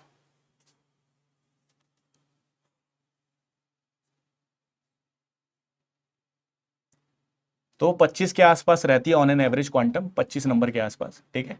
तो इसका आपको ध्यान रखना है। अब इसमें मैं आपको आइडिया दे रहा था ये अप्रोक्सीमेशन मेथड क्या है। तो ये एकदम सीक्वेंस है। सीक्वेंस क्या है, देख सबसे पहले सर अपन को बेसिक जानना पड़ेगा कि ऑपरेटर क्या होता है, क्योंकि सर हमने कहा माइक्रोस्कोपिक लेवल पे, छोटे लेवल पे जाके जो चीज टहल रही है उसका ऑब्जर्वेबल देखना है। पोजीशन क्या है, काइनेटिक एनर्जी क्या, मोमेंटम क्या, पोटेंशियल क्या है, ये सब कुछ देखना है। सर देखने के लिए हमें कुछ टूल चाहिए, कुछ मैथमेटिकल हथियार चाहिए। टूल क्या है सर? ऑपरेटर। बहुत बढ़िया, ऑपरेटर है सर। सबसे पहले अपन ऑपरेटर क्या होता है ये जानेंगे, उसकी प्रॉपर्टी जानेंगे, उसी से रिलेटेड कम्यूटेटर है वो जानेंगे, फिर उसी से रिलेटेड एंगुलर मोमेंटम ऑपरेटर है, स्पिन एंगुलर मोमेंटम ऑपरेटर है, ठीक है, हार्मिशियन ऑपरेटर है, ये उसकी प्रॉपर्टीज हैं, आइगन वैल्यू, आइगन फंक्शन है, ठीक है। ये सारी चीजें अपन जानेंगे। This is the basic part, ठीक है सर। बेसिक जान लिया। अब मैं इसको सबको जो भी जान रहा हूं, क्योंकि ये मैंने इंट्रोड्यूस किया ना कि ऑपरेटर क्या होता है। तू क्यों पढ़ रहा है ऑपरेटर? क्योंकि सर ऑपरेटर एक मैथमेटिकल टूल है। कोई चीज मुझे दिख ही नहीं रही है, उसको पढ़ना है तो कुछ ना कुछ तो इस्तेमाल करना पड़ेगा। So that is known as mathematical tool. Again ये जो मैथमेटिकल टूल वाली कहानी है, इसी को अपन आगे चल के कह देंगे postulates. It's a postulate of quantum mechanics. Postulate का मतलब होता है सिद्धांत, जिस पे ये कहानी चल रही है। क्वांटम केमिस्ट्री एक थ्योरेटिकल साइंस है, थ्योरेटिकल ब्रांच है। थ्योरी है तो भैया उसकी कुछ ना कुछ तो मान्यताएं होगी ना कि ऐसे ऐसे करेंगे अपन। थ्योरी की कुछ तो कहानी होती है ना भाई, उसी कहानी को बोला जाता है पॉस्टुलेट्स। पॉस्टुलेट्स का मतलब आप समझ पा रहे हो? पॉस्टुलेट मतलब जिसपे वो कहानी आधारित होती है। तो इसीलिए इसी तरीके से क्वांटम मैकेनिक्स के भी कुछ पॉस्टुलेट्स हैं जिसमें ये सारी बातें आएंगी कि कैसे हर एक ऑब्जर्वेबल के लिए हमारे पास ऑपरेटर होता है, उसको निकालने के लिए हमारे पास आइगन वैल्यू, आइगन फंक्शन का इस्तेमाल किया जाता है, एवरेज वैल्यू, एक्सपेक्टेशन वैल्यू लगा के निकाला जाता है, श्रोडिंगर इक्वेशन होती है। वो सारी चीजें अपन पॉस्टुलेट्स में उतार देंगे। डन। अगेन उसके बाद मैं मॉडल्स पे जाऊंगा, मॉडल्स पढ़ूंगा। तो सर यहां तक सब कुछ पढ़ने के लिए हमें एक चीज ध्यान रखनी है कि पहले तो बेसिक पता होना चाहिए। दूसरा, जब मैं इसमें आऊंगा तो ये सारे के सारे स्टैंडर्डाइज्ड मॉडल हैं। बट मान ले अगर मेरे पास कोई मॉलिक्यूल परफेक्टली ट्रांसलेशनल मोशन ना कर रहा हो, इन शॉर्ट उसमें कुछ डिस्टर्बेंस आ जाए, है ना। ये आइडियलाइज्ड मॉडल है। ये चार मॉडल आइडियल मॉडल हैं। एक स्पेसिफिक कंडीशन को फॉलो करते हुए ये चारों मॉडल बनाए गए। बट इसके अलावा भी बहुत सारे मॉडल हो सकते हैं, बहुत सारे तरीके पॉसिबल हो सकते हैं, बहुत सारे मोशंस हो सकती हैं अलग अलग प्रकार की। तो उन सबको डील करने के लिए हम कुछ अप्रोक्सीमेशंस लगाते हैं कि ऐसा मान लेते हैं, approximation, approximately. And that approximation is what we call it as approximation method, जो दो टाइप्स के होते हैं। पर्टर्बेशन मेथड और linear variation principle. In short आपको ये ध्यान रखना है कि these are the methods which is used to account for disturbance. जो ये आइडियल मॉडल में डिस्टर्बेंस होता है उनके लिए ये इस्तेमाल किया जाता है। अभी फिलहाल के लिए इतना, अगर याद रहता तो वेल एंड गुड, नहीं तो कोई दिक्कत नहीं है। अभी आप उतारते चलिए, मैं वैसे ही तुम्हें बता बता के डरा दूंगा, है ना। फिलहाल के लिए तुम उतारते चलो, है ना, कोई बात नहीं, कोई दिक्कत नहीं है, no issue at all, no issue, ठीक है। उसके बाद चैप्टर नंबर 4 है जी आपका एटॉमिक स्ट्रक्चर। ये अपन लास्ट में पढ़ेंगे, वैसे तो मैंने इसको अलग से लिख दिया है, नहीं तो मैं इसको हाइड्रोजन एटम में कवर करूंगा। इसको मैंने अलग से लिख दिया है, नहीं तो आप इसको ना हाइड्रोजन एटम में भी लिख सकते हो, ठीक है, ऐसा लिख लेना, atomic structure covered in hydrogen atom, ये भी इंपॉर्टेंट है, ठीक है, उसी में निपटा देंगे, हाइड्रोजन एटम के रिलेटेड ही है। और अगला है जी हक्कल थ्योरी।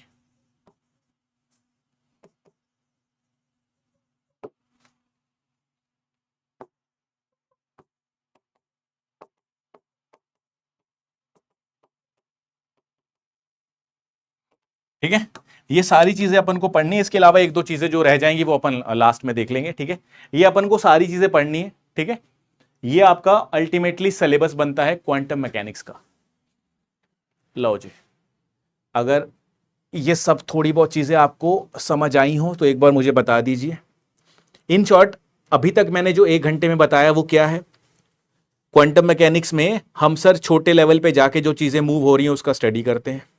स्टडी में क्या करते हैं सर, हमें कुछ ऑब्जर्व करना होता है। ऑब्वियसली कोई चीज चल रही है तो उसमें ऑब्जर्व क्या क्या करोगे, पोजीशन क्या है उसका, मोमेंटम क्या, काइनेटिक एनर्जी क्या, पोटेंशियल एनर्जी क्या, ये सबको ऑब्जर्व करेंगे और यही इसका प्रॉपर्टी होगा।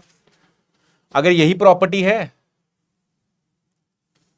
तो इस प्रॉपर्टी को निकालने के लिए हम कुछ मैथमेटिकल टूल इस्तेमाल करते हैं जिसको कहा जाता है ऑपरेटर।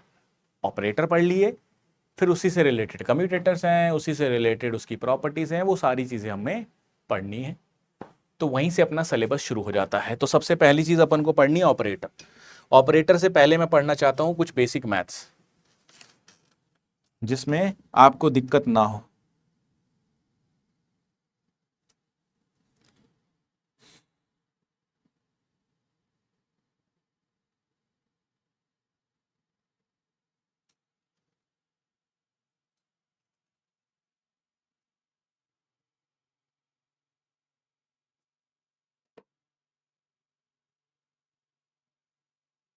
हाँ जी, डन, चलो।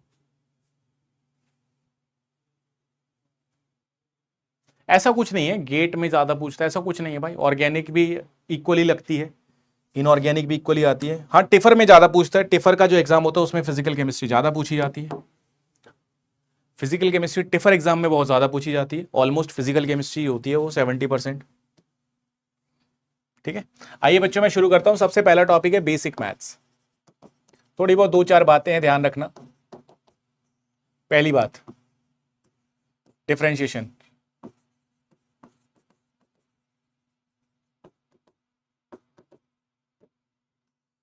डिफरेंशिएशन क्या होता है सर, अगर मैं डी बाई डी एक्स करता हूं किसी का भी, लेट सपोज एक्स का, एक्स की पावर एन का, ये क्या होगा सर, डिफरेंशिएशन में जो पावर है पावर आगे आ जाएगी, एक्स में जो पावर बची उसमें से एक माइनस हो जाएगा।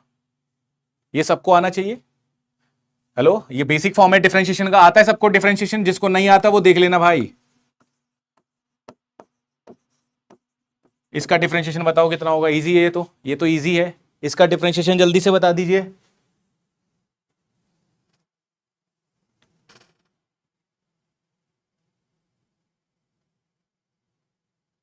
ऐसा थोड़ी है यार समीक्षा, बट हाँ most of the chapter physical chemistry के आते हैं। ऑर्गेनिक इनऑर्गेनिक में तो सिर्फ कोऑर्डिनेशन केमिस्ट्री पूछता है अक्सर, उसमें इनऑर्गेनिक में तो कोऑर्डिनेशन ही पूछता है। हाँ करके चले जाना समीक्षा, फिजिकली पढ़ लेना ढंग से बढ़िया तरीके से, चांस बन जाएगा। अब आंसर बताओ इसका। हाँ तो जो जो 2x कर रहे हैं हाथ ऊपर कर लो, हाथ ऊपर कर लो सीधे, हाथ ऊपर हो जाने चाहिए सीधे।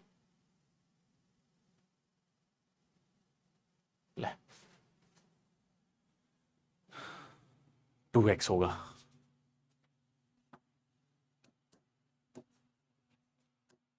पे भाई y है ना यार, इसीलिए मैं पढ़ा रहा था। मैंने पहले चेक किया कि पढ़ाऊं कि ना, मैंने फिर अब मुझे विश्वास हो गया कि पढ़ाना पड़ेगा। इसका करूंगा तो ये आएगा 2x। कैसे? 2 सामने और x की पावर 2 - 1, तो ये आ जाएगा 2x। बट मैंने क्या लिखा था? d/dy x square. तो भाई इस पूरे का मतलब क्या है? Differentiation of x with respect to x. जो चीज यहां है उसको एक्स के रिस्पेक्ट में तो डिफरेंशिएट करेगा, यहां वाई है। दैट मीन्स कि सर मुझे यहां पे वाई चाहिए, वाई नहीं है। दैट मीन्स ये कांस्टेंट है, बाहर लिया। और अगर ये कांस्टेंट है, कांस्टेंट का डिफरेंशिएशन क्या होता है बच्चों? 0। लड्डू, ओ लड्डू, ठीक है।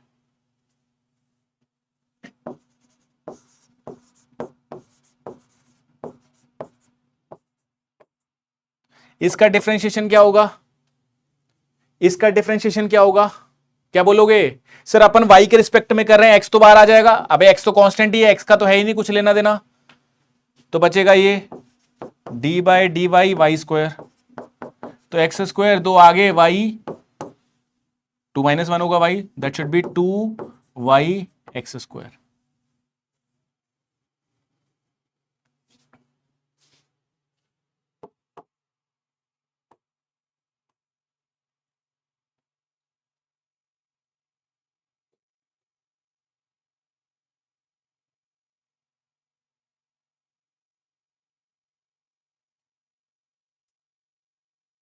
ठीक है, चलिए कोई बात नहीं, सिंपल सी बात है।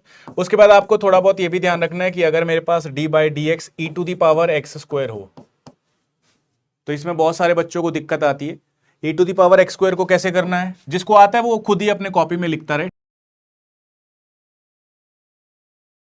लिखोगे तो टाइप करने में टाइम जाएगा आपका। यहां पे देख कैसे करना है एक्सपोनेंशियल का डिफरेंशिएशन। पहले तो जब भी एक्सपोनेंशियल का डिफरेंशियल, जो भी एक्सपोनेंशियल है वो एज इट इज लिख ले। एक्सपोनेंशियल एज इट इज आ जाएगा, इनटू पावर में जो भी चीज है उसका डिफरेंशिएशन होगा। पावर में क्या है? एक्स स्क्वायर, डिफरेंशिएट करो e to the power x square into 2x, आ जाएगा 2x e to the power x square. That's your answer, right ना? ध्यान रखना इंपॉर्टेंट है। अगर मान ले मैं कह दूं d/dx e to the power -2x, इसका डिफरेंशिएशन क्या होगा? तो आप क्या बोलोगे? सर एक्सपोनेंशियल है, एक्सपोनेंशियल का एज इट इज रहता है, इनटू इसका जो भी पावर होगा उसका डिफरेंशिएशन। तो ये कितना आ जाएगा? e to the power -2x -2, ये आ जाएगा -2 e to the power 2x। ठीक है, इजी है, आसान है, मुझे नहीं लगता इसमें किसी को कोई दिक्कत है। इसके अलावा प्रोडक्ट रूल है, उसका भी ध्यान रख लो। प्रोडक्ट रूल क्या होते हैं? ये पहले एक दो और कर लो। देख, d/dx साइन थीटा करूंगा तो ये आता है कॉस थीटा, और अगर करता हूं d/dx कॉस थीटा तो ये आता है माइनस साइन थीटा। इसके अलावा d/dx fx/gx, प्रोडक्ट रूल लगा रहा हूं, ये ध्यान रखना। साइन थीटा का डिफरेंशिएशन कॉस थीटा है और कॉस थीटा का डिफरेंशिएशन माइनस साइन थीटा है। इंटीग्रेशन में उल्टा हो जाता है ये।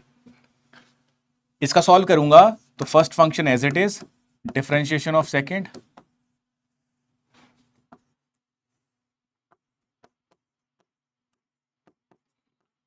Plus second function as it is d/dx fx। बच्चों ये छोटी छोटी बातें हैं, पहले ही बता दे रहा हूं, किसी को पता हो या पता थी तो भूल गया है, ये ऑलरेडी पता है। सभी बच्चे इसको देख लीजिए एक बार, ठीक है? इंपॉर्टेंट है, ताकि आपको आगे चल के इन चीजों को दोबारा सोचने की जरूरत ना पड़े। तो मैंने कहा d/dx अगर डिवाइड कर रहा हूं तो कैसे होगा? ध्यान रखना डिवाइड में सबसे पहले जो नीचे वाला टर्म है उसका हो जाएगा square. Again second function as it is, d/dx fx minus fx d/dx gx square. ठीक है, आई गेस ये सही लिखा हुआ है, बिल्कुल सही है जी। एक्स स्क्वायर नहीं आएगा यहाँ। देख सेकंड फंक्शन इसमें एज इट इज रखा जाता है, second function as it is d by d x पहले फंक्शन का minus first function as it is d by d x second function. First second कैसे डिसाइड कर रहा हूं, ऊपर वाला फर्स्ट नीचे वाला सेकंड। तो ये छोटी छोटी चीजें ध्यान रखना जी इसका। इसके अलावा अगर आपको डिफरेंशिएशन मिल जाए ऐसे डी बाई डी एक्स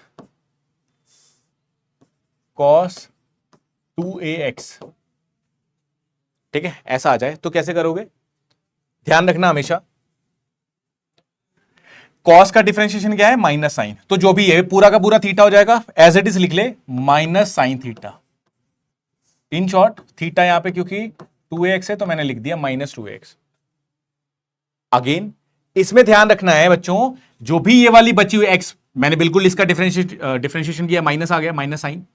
इसके अलावा जो भी ये बचा हुआ है x के सामने वाला, x के सामने x को छोड़ के, क्योंकि x के साथ डिफरेंशिएट कर रहा हूं, या इसको और ढंग से समझ सकता है तू, ऐसा समझ ले कि पहले इसका डिफरेंशिएशन किया, फिर d बाई डी एक्स इस पूरे का 2ax का, तो ये कितना आ जाएगा, माइनस साइन 2ax इनटू में 2a, नेगेटिव में लिख लो माइनस 2a।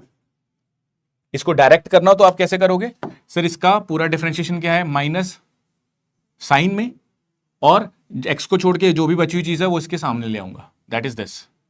एक और एग्जांपल करते हैं, मान लो मैंने कहा d by d x sine n pi x upon l है, ठीक है। करना क्या है, मैंने अभी बताया साइन का डिफरेंशिएशन क्या होगा, कॉस, सो कॉस पूरा पूरा थीटा है N pi x upon L, कोई दिक्कत। अगेन x को छोड़ के जो भी बची हुई चीजें सामने ले आ, आंसर। ध्यान रखना है गुड्डू, छोटी छोटी बातें इंपॉर्टेंट है।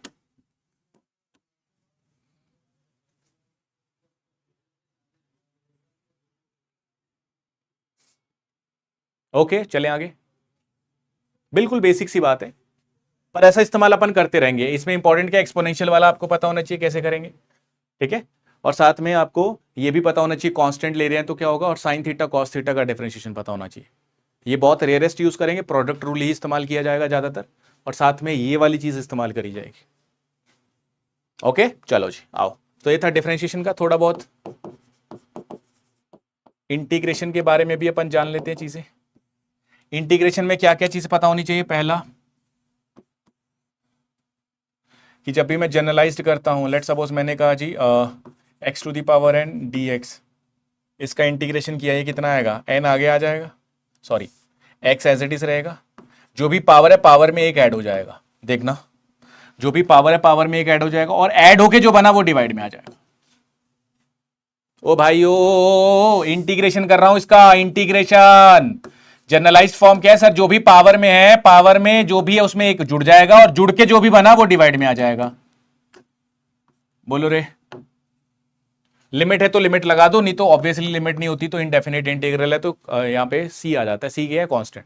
अगर लिमिट होगी तो आप सिंपल लिमिट भी लगा सकते हो। फिलहाल के लिए मैं सी हटा देता हूँ, या लिखना है तो लिख लो, हटाना है तो हटा दो, है ना। वैसे सी रहता है, अब सी कंफ्यूज हो जाओगे कि सर सी क्या है, क्योंकि बिना लिमिट के अपन इंटीग्रेशन करेंगे नहीं। आप लिख लो फ्रॉम x1 से x2, यहाँ पे लिमिट भी लग जाएगा, फ्रॉम x1 से x2। इसको कहते हैं लोअर लिमिट, इसको कहते हैं अपर लिमिट, ठीक है। इसको लोअर लिमिट कहा जाता है, इसको अपर लिमिट। तो ये लिमिट कैसे लगती है ये भी सीख लो।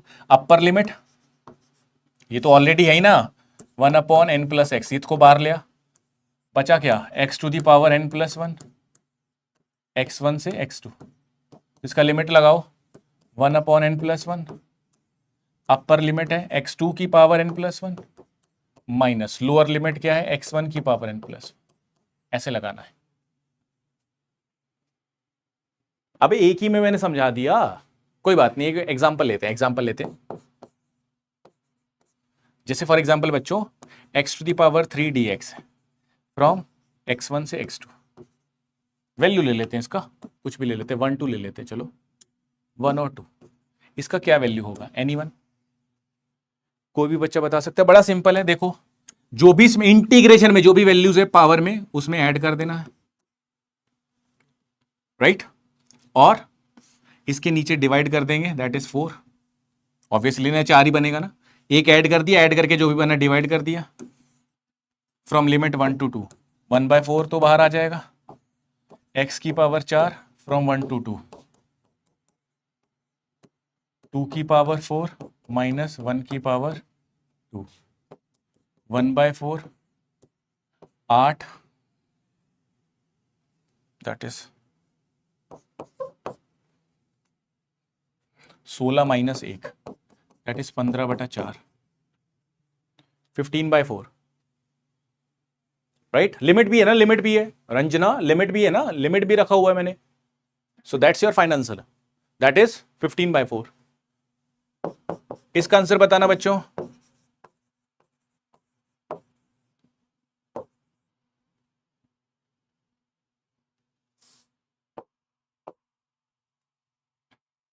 इसका आंसर क्या होगा फटाफट से, 1 सेकेंड में आंसर चाहिए, जल्दी से आंसर बताइए इसका।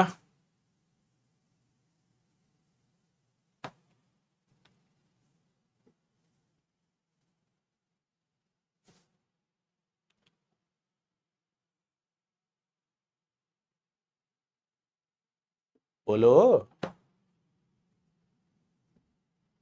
तो ध्यान रखना यहां पे मैं y के रिस्पेक्ट में कर रहा हूं, हेलो, y को रिस्पेक्ट देना है, x को बाहर लिया, x भाई dx है ना, variable in x, sorry y, variable in y है तो y ही वेरी करेगा। करो जी,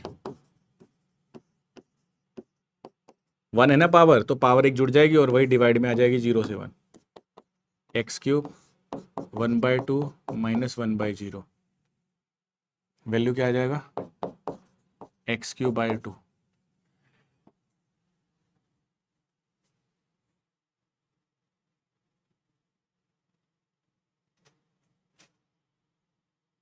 इजी है यस, चलिए जी, ठीक है। So this is the integration part.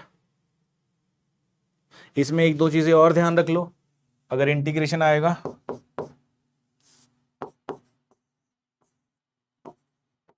Sine theta D theta का, तो वो आ जाएगा जी माइनस कॉस थीटा, और अगर कॉस थीटा का इंटीग्रेशन किया जाएगा वो आ जाएगा जी साइन थीटा, ठीक है। इसी में ये भी ध्यान रखना, कई बार अगर ऐसा आ जाए दैट इज कॉस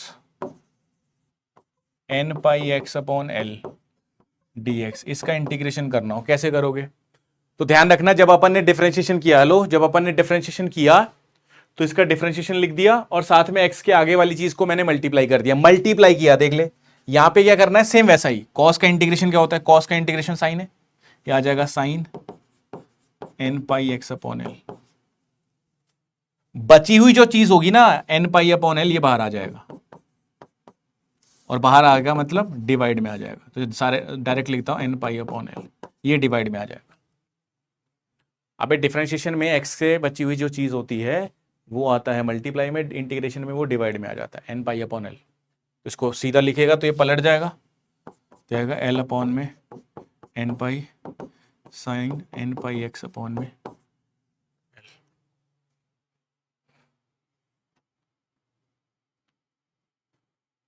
तो इनका ध्यान रखना जी चीजों का,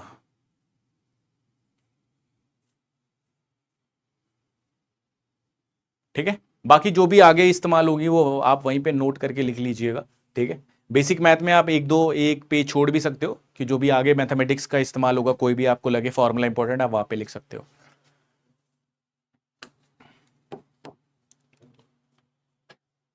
ठीक है। इसके अलावा ट्रिग्नोमेट्री के कुछ कॉस थीटा साइन थीटा के वैल्यूज हैं वो आपको याद रखने हैं, ठीक है।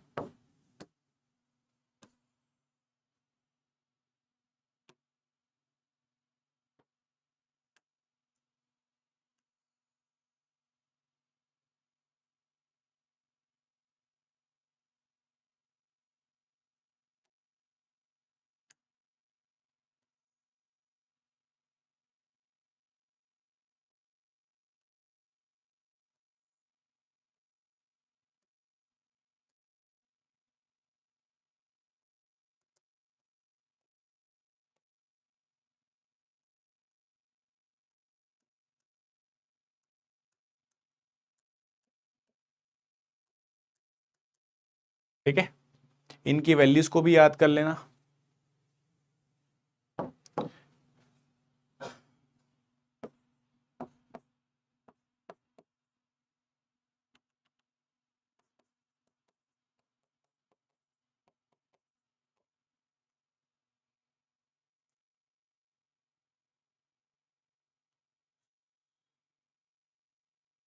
कौन सा भाई,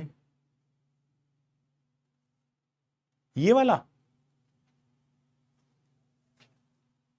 कुछ नहीं है, वाई है ना, वाई वेरिएबल है, इसको देख के डिफरेंशिएट करना है। ये पीछे वाला जो है इसको डिफरेंशिएट करके, इसका मतलब क्या, एक्स के साथ वेरी हो रहा है, एक्स के साथ डिफरेंशिएशन हो रहा है, सॉरी इंटीग्रेशन, इसमें वाई के रिस्पेक्ट में हो रहा है। तो एक्स का कोई है ही नहीं, वेरिएबल ही नहीं है, डी एक्स डी वाई कुछ नहीं है, सॉरी यहाँ पे डी वाई है, डी एक्स नामक कुछ चीज नहीं है, तो सिर्फ वाई वाले ही डिफरेंशिएट होंगे, एक्स वाला निकल जाएगा बाहर। तो ये कांस्टेंट आ गया। अबे जैसे यहां किया ना भाई, जैसे यहां किया था, ये कांस्टेंट आ जाएगा।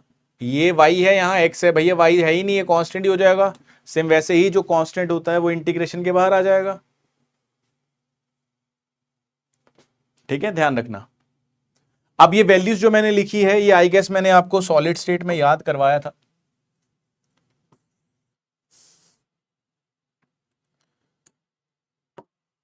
बट कोई बात नहीं, मैं आपको बता देता हूं कैसे याद करना है इसको।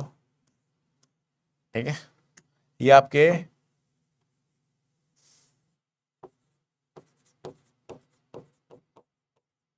फाइव फिंगर्स हैं और ये कॉस थीटा की वैल्यू है। ठीक है, तो कॉस थीटा क्या होता है, root of finger divided by two. कितने नंबर ऑफ फिंगर्स हैं, divided by two. For example अगर मान लो मुझे लिखना हो कॉस जीरो, तो आप यहीं से लिख सकते हो कॉस जीरो कितना होगा, मैंने उल्टा लिख दिया, उल्टा लिख दिया।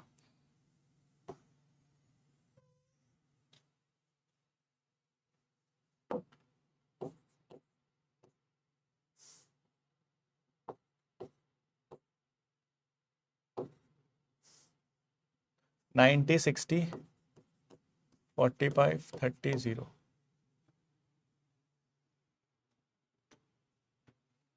सर ये 1/2, 1/0 वाला स्टेप इसमें है, क्या हो गया यार, वैल्यू रखी है, वन का लिमिट रखा 1/2 और यहाँ पे वन जीरो रखा वैल्यू, ये जीरो ही बन जाएगा, सीधा 0/0 हो जाएगा, ये जीरो ही बन जाएगा ओवरऑल। अच्छा यहाँ पे वन लिख दिया इसलिए कंफ्यूज हो रहा है कि भाई जीरो रखूंगा ना, जीरो लिमिट रखी, जीरो बन जाएगा ये। तो कॉस जीरो का वैल्यू कितना होगा सर, जीरो के नीचे, ये पहले ही सही लिखा था भाई, ये तो कैलकुलेशन में भी कंफ्यूज कर देते हो यार, परेशान कर दिया है। अबे जीरो के नीचे कितनी उंगलियां हैं, 1 2 3 4, तो रूट ऑफ 4 कितना होगा, 2। कॉस 30 कितना होगा, इसके नीचे कितनी फिंगर्स हैं, 3। कॉस 40, ये बता चुका हूं क्या सॉलिड स्टेट में, मुझे ऐसा क्यों लग रहा है, नहीं बताया तो मैं सब बच्चों के लिए बता दूं। कॉस जीरो क्या होता है, देख जीरो के नीचे कितनी उंगलियां, 1 2 3 4, जीरो को छोड़ के कितनी बची, 4, 4 रख दे, रूट ऑफ 4 कितना होगा, 2, 2 से 2 कट गया 1, तो कॉस जीरो कितना होता है, यहां भी मैंने उल्टा लिखा हुआ है, यहीं उल्टा लिखा हुआ है मैंने, माय फॉल्ट, या तो सीधा ऊपर लिख लो आप, यहां 1 होगा, इसी को उल्टा लिखा हुआ है मैंने, इसी को उल्टा लिखा हुआ है। असर हो रहा है क्या तुम्हारा मुझ पे, 45 है, यहाँ पे 2 बचे, रूट ऑफ 2/2, और कॉस 60 कितना होगा, 60 के नीचे 1 ही बचा, 1/√2, सॉरी 1/2, और कॉस 90 बचा, 90 के नीचे 0 है तो 0 बनेगा, तो ये आपका वैल्यू आ जाएगा। सेम एस का इसका जस्ट रिवर्स कर देना, क्या आ जाएगा जी, 0, 1/2, 1/√2, √3/2 और 1। देख लो एक बार, यस सर बताए थे, जी सर बताया था सर, पहले सही था, हाँ ठीक है दोस्त। सो ये वाला तो आपको याद करना ही है, इसके अलावा ये वाला तो याद करना ही है, इसको जस्ट पलट के लिख दिया, साइन थीटा का आ गया वैल्यू। इसके अलावा बच्चों आपको याद रखना है लहर, दो लहरें,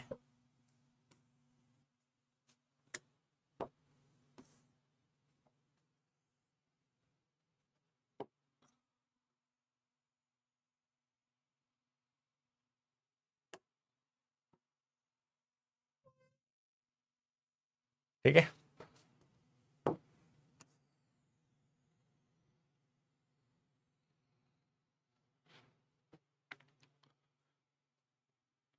इसमें आपको ध्यान रखना है जो भी जीरो है और उससे चलने वाली जो भी, देख जीरो से चल रही है, इसको भी आप मार्किंग कर लो, जीरो, ये +1, ये -1, यहां भी मार्किंग कर लो, ये है जीरो, ये है +1, ये -1, जो भी जीरो से निकलेगी, जो भी वेव्स जीरो से चलेगी, that is known as sine wave. और ये है जी कॉस वेव। ठीक है, पहली बात। दूसरा, सर जो जीरो से चलेगी वो साइन वेव है, तो इसमें जो पहला वैल्यू होगा, यहां पे जो पहला वैल्यू होगा, दैट इज व्हाट, π/2। कुछ नहीं करना, बस π/2 जोड़ते चलना है। π/2 है, ये भी कितना होगा, π/2 + π/2 कितना होगा, π/2 जोड़ दे इसमें, 3π/2, इसमें π/2 बोल जोड़ दो 2π, इसमें π/2 जोड़ दो 5π/2, इसमें π/2 जोड़ दो 6π। तो लेट सपोज अगर मैं तेरे से कभी पूछ लूं value of cos 5/2, sorry sine 5π/2, तो तुझे डायरेक्ट पता होना चाहिए कितना आएगा वैल्यू, बताओ, बताइए जी। साइन 5π/2 कितना होगा, देखो ये रहा साइन 5π/2, कितना होगा, +1। अबे कहने का भाव ये है बच्चों, ये तो ध्यान रखना ही है आपको। इसके अलावा आपको ये भी ध्यान रखना है, जैसे ये हो गया 0, ये हो गया π/6, ये हो गया जी π/4, ये हो गया π/3, ये हो गया π/2। ये तो आपको पता ही है वैल्यूज, बट इसके अलावा भी अगर आ जाए तो आपको ये ध्यान रखना है। ऐसी 6π आ जाए तो इसका वैल्यू पता होना चाहिए 3π, 6π नहीं, या 3π आएगा। ठीक है, ध्यान रखना, 6π/2 हो जाएगा, वो ओवरऑल 3 हो जाएगा। कॉस वेव क्या होगी सर, जो यहां से चलेगी 1 से, तो ये वैल्यू, अगला जो भी वैल्यू कटेगा वो π/2 है। देखना, जैसे यहां से चला 0 है, ये π/2, सेम ऐसे ही यहां से चला, ये π/2 हो गया, फिर इसमें π/2 जोड़ते चलो, पाई बन जाएगा, 3π/2 बन जाएगा, 2π बन जाएगा, 5π/2 बन जाएगा, 3π बन जाएगा। तो ये आपकी वैल्यूज है, ऐसी आप याद रख सकते हो। इसमें जो भी ये वैल्यूज होंगी, इन सब का वैल्यू कितना होगा, 1। जो भी ये वैल्यूज होंगी, इन सब का वैल्यू क्या होगा, -1। जो भी यहां से वैल्यू चलेंगे, इन सब का वैल्यू होगा 0। तो आई गेस ये याद रख सकते हो आप, इजी है ये आपके लिए, आसान है।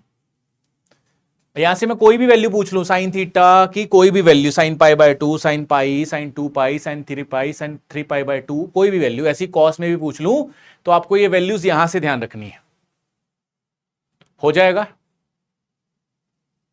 ये दोनों बातें ध्यान रख लेना, ओके जी।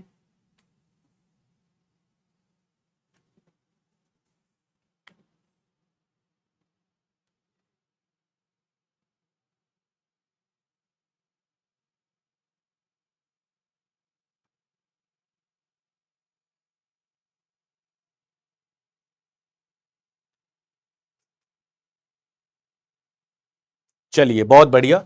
सो ये आपका आज इंट्रोडक्शन क्लास था। आपको एक तो बेसिक मैथ ध्यान रखना है। ऑपरेटर कम्यूटेटर से अपन कल शुरू करेंगे अपनी कहानी को, ऑपरेटर और कम्यूटेटर्स, ठीक है।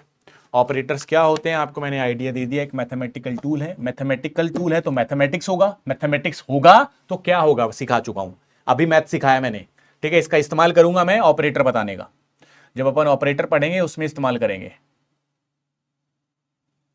ठीक है। आसान है बच्चों, क्वांटम मैं थोड़ा सा धीरे ही पढ़ा रहा हूँ, अगर तेज लगे तो मुझे बता दिया करो। कोई भी अगर आपको लगे कि सर आप ऐसा पढ़ाओ या हमें ऐसा ज़्यादा समझ आएगा, या आप तेज चल रहे हो या धीरे चल रहे हो या नहीं चल रहे हो या बैठे हो, जो भी आपको लगे आप बता दिया करो, ठीक है,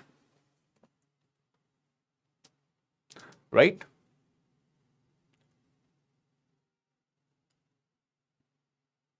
बना रहे थे क्या वो पिछली चीज, इसी पे रहने दूं क्या सर? कोई बुक, आप बुक रेफर कर सकते हो, मैक्वेरी ले सकते हो, डोनाल्ड मैक्वेरी आती है, क्वांटम मैकेनिक्स के लिए होती है स्पेसिफिकली। हाँ चल बिल्कुल, आप उसको रेफर कर सकते हो। अगेन आपको रेफर करना है तो आप थॉमस एंजल रीड की एक खुद की क्वांटम, देखो दो बुक्स आती हैं थॉमस और एंजल रीड की। एक आती है जो आती है थर्मोडायनेमिक्स और केमिकल काइनेटिक्स की, एक आती है क्वांटम की, स्पेसिफिकली क्वांटम की, उसको भी रेफर कर सकते हो। इसके अलावा आप एससी वर्मा देख सकते हो, पर वो फिजिक्स की है, अगर आपको पढ़ना है तो आप वहां से भी पढ़ सकते हो, एससी वर्मा, ठीक है। और पल्लवी कितनी क्लास होगी क्वांटम की? पल्लवी देखो, आई गेस 15-16 क्लासेस हैं, इतनी तो होंगी, और ये भी कम पड़ जाएंगी, है ना, ध्यान रखना, कम पड़ जाएंगी इन द सेंस कि ऑब्वियसली धीरे धीरे चलेंगे, चीज़ों को समझते चलेंगे। तो अगर तुमने जवाब सही दिया तो सही रहेगा मामला, निपटा देंगे वैसे अपन यार 15-16 में ना निपटाना। हाँ, पीएसपी पढ़ सकते हो, पूरी शर्मा पठानिया भी बढ़िया है, बढ़िया है जी। पर स्टैंडर्ड बुक पीएसपी पढ़ सकते हो, ठीक है, उसमें भी अच्छा डेरिवेशन दे रखा है, बढ़िया दे रखा है, उसमें भी एक दो क्वेश्चंस जो भी होंगे उसके जो सॉल्व्ड क्वेश्चंस है वो भी अच्छे हैं, वो भी पढ़ सकते हो आप, ठीक है, वो भी अच्छी है। पीएसपी भी पढ़ सकते हो, अच्छी किताब है। किसी को जियो केमिस्ट बनना है क्या यहाँ? एनीवन जियो केमिस्ट के बारे में पता है किसी को? कोई जियो केमिस्ट की तैयारी करता है क्या? एनीवन कोई बनना चाह रहा है, या सब रिसर्च की ही?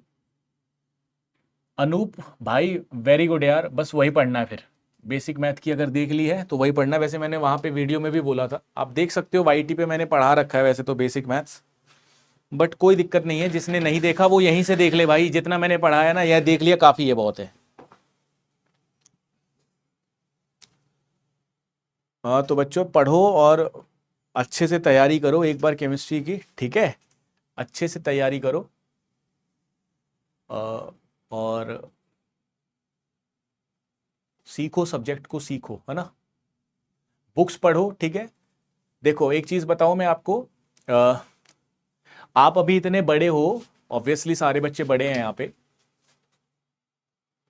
तो जब भी आप, सर पता नहीं सर, नहीं पता सर, सर दिवाली पहले खत्म हो जाएगा तो हॉलीडे में रिवीजन कर सकते हैं। हाँ बिल्कुल मीत सर, आइडिया ही नहीं है जियो, तुम्हें आइडिया ही नहीं है कि जियो केमिस्ट का है? कोई बात नहीं, कोई बात नहीं, पहले आप नेट पे फोकस कर लो। जियो केमिस्ट बच्चों होता है,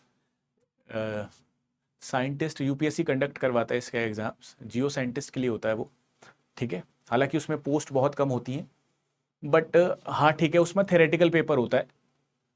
जो बच्चा रेफरेंस बुक पूछता है ना, मुझे लगता है कि उसको थोड़ा बहुत उसके बारे में पता होगा, क्योंकि मैं एक चीज़ बता दूं आपको, वही चीज़ मैं आपको बता रहा था, आप सभी बच्चे बड़े हो अभी, और आपको पता है आप बहुत हाई लेवल परीक्षा की तैयारी कर रहे हो, नेट है भैया, बहुत ज़्यादा सिलेबस होता है, और मैंने अभी कुछ दिन पहले भी बोला था आपको कि 7 साल पढ़ते हो आप केमिस्ट्री, उसका 6 महीने में कैसे कर लोगे सिलेबस, पर ऑब्वियसली अपन को डायरेक्शनल चलना है, टू द पॉइंट चीज़ों पढ़नी है, तो वो चीज़ें एग्जाम पॉइंट ऑफ व्यू से तो हो जाएगा।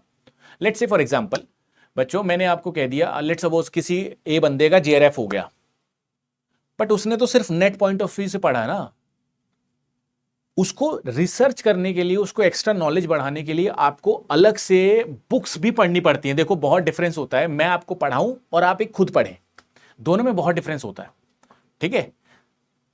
मेरा काम क्या है, मेरा काम आपके दिमाग से वो डर निकालना कि यार बुक्स खोलते कुछ समझ नहीं आ रहा, तो मेरा काम क्या है, वो चीज हटाना तुम्हारे दिमाग से, कि जैसे तुमने कोई बुक खोली, अब जैसे तुम केएल कपूर खोलोगे या कोई सी भी बुक है, कोई भी थॉमस एंजल रीड की किताब है, कोई भी केमिकल काइनेटिक्स की कोई भी किताब खोल लो, तो तुम्हें आइडिया लगने लग जाएगा कि हाँ ये ऐसा है, ये ऐसा है, ये ऐसा है, यस और नो। अब उसमें 2-4 बातें एक्स्ट्रा दे रखी हैं या कुछ चीज अलग दिख रही है तुम्हें, तो वो खुद पढ़ो, आप बढ़िया तरीके से पढ़ो, तैयार करो बढ़िया तरीके से, ठीक है।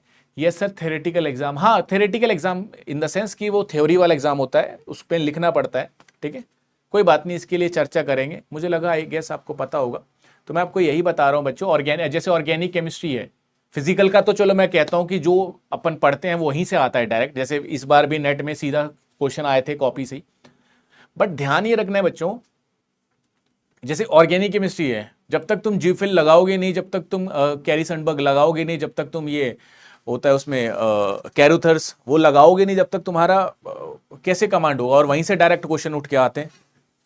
ऐसी हाउसक्राफ्ट हो गया, एंजल उसका हो गया, मिसलर टार हो गया, ये भी किताबें इंपॉर्टेंट है भाई, स्टैंडर्ड बुक्स को करो, ठीक है, बुक्स खोलना शुरू करो, बुक्स खुलेंगी। अब ऐसा मैं बुक्स खोलने की बात कर रहा हूं तो तुम अब बुक्स खोल के मत बैठ जाना भाई, पहले कॉपी पढ़ लो, है ना, ठीक है बच्चों।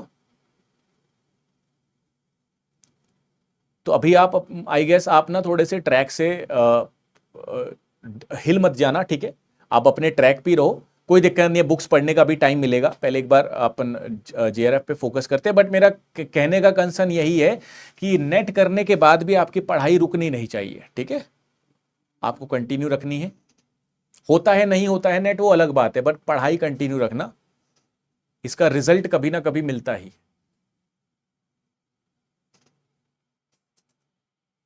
जाऊं अब? जा भाई, तब से पकाया जा रहा है।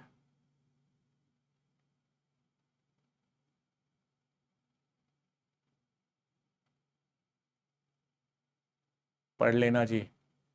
और मैं आपको एक और चीज बता दूं, एक और छोटी सी चीज बता देता हूं बच्चों, अगर किसी भी बच्चे को किसी भी सब्जेक्ट से, है ना, जैसे किसी को लगता है यार ऑर्गेनिक नहीं है, ऑर्गेनिक नहीं है, फिजिकल नहीं भाई, अबे इनऑर्गेनिक नहीं, तो मेरी बात एक कान खोल के सुन लेना, जहां भी आप जाओगे ना, जहां भी केमिस्ट्री की रिप्रेजेंटेशन लेके कि हाँ भैया मैं केमिस्ट्री का हूं, तो आपकी वैल्यू तभी बनेगी जब आप तीनों सब्जेक्ट में माहिर होंगे। मेरी बात समझ रहे हो ना आप? तो आपको ऐसा अपने माइंडसेट से निकाल देना है कि यार मैं ना नेट के, जैसे बहुत सारे बच्चे, मैं इसलिए बोल रहा हूं क्योंकि बहुत सारे बच्चे ऐसा आते हैं कि सर मैं ऑर्गेनिक इनऑर्गेनिक कर लेता हूं, फिजिकल छोड़ देता हूं, या फिजिकल ऑर्गेनिक कर लेता हूं, इनऑर्गेनिक छोड़ देता हूं, एंड सो ऑन। तो वो जो छोड़ता है ना, वो छूटा ही रह जाता है लाइफ टाइम के लिए, क्योंकि नेट के लिए आप एक लास्ट टाइम बार पढ़ते हो, उसके बाद वो छूटा ही रह जाता है। तो ऐसा मत करना, ठीक है, तीनों को इक्वली इंपॉर्टेंस दो। नो डाउट आपको थोड़ा सा एग्जाम पॉइंट ऑफ व्यू से भी पढ़ना है, उस पर भी ध्यान रखो। और मैं प्लीज बार बार कहता हूं बच्चों, एक्स्ट्रा पढ़ना तभी शुरू करना जब पहले वाला जो करवा रखा है वो पढ़ लिया हो, नहीं तो भाई कोई जरूरत नहीं है, वही वाला पढ़ो, ठीक है। Okay guys, bye bye.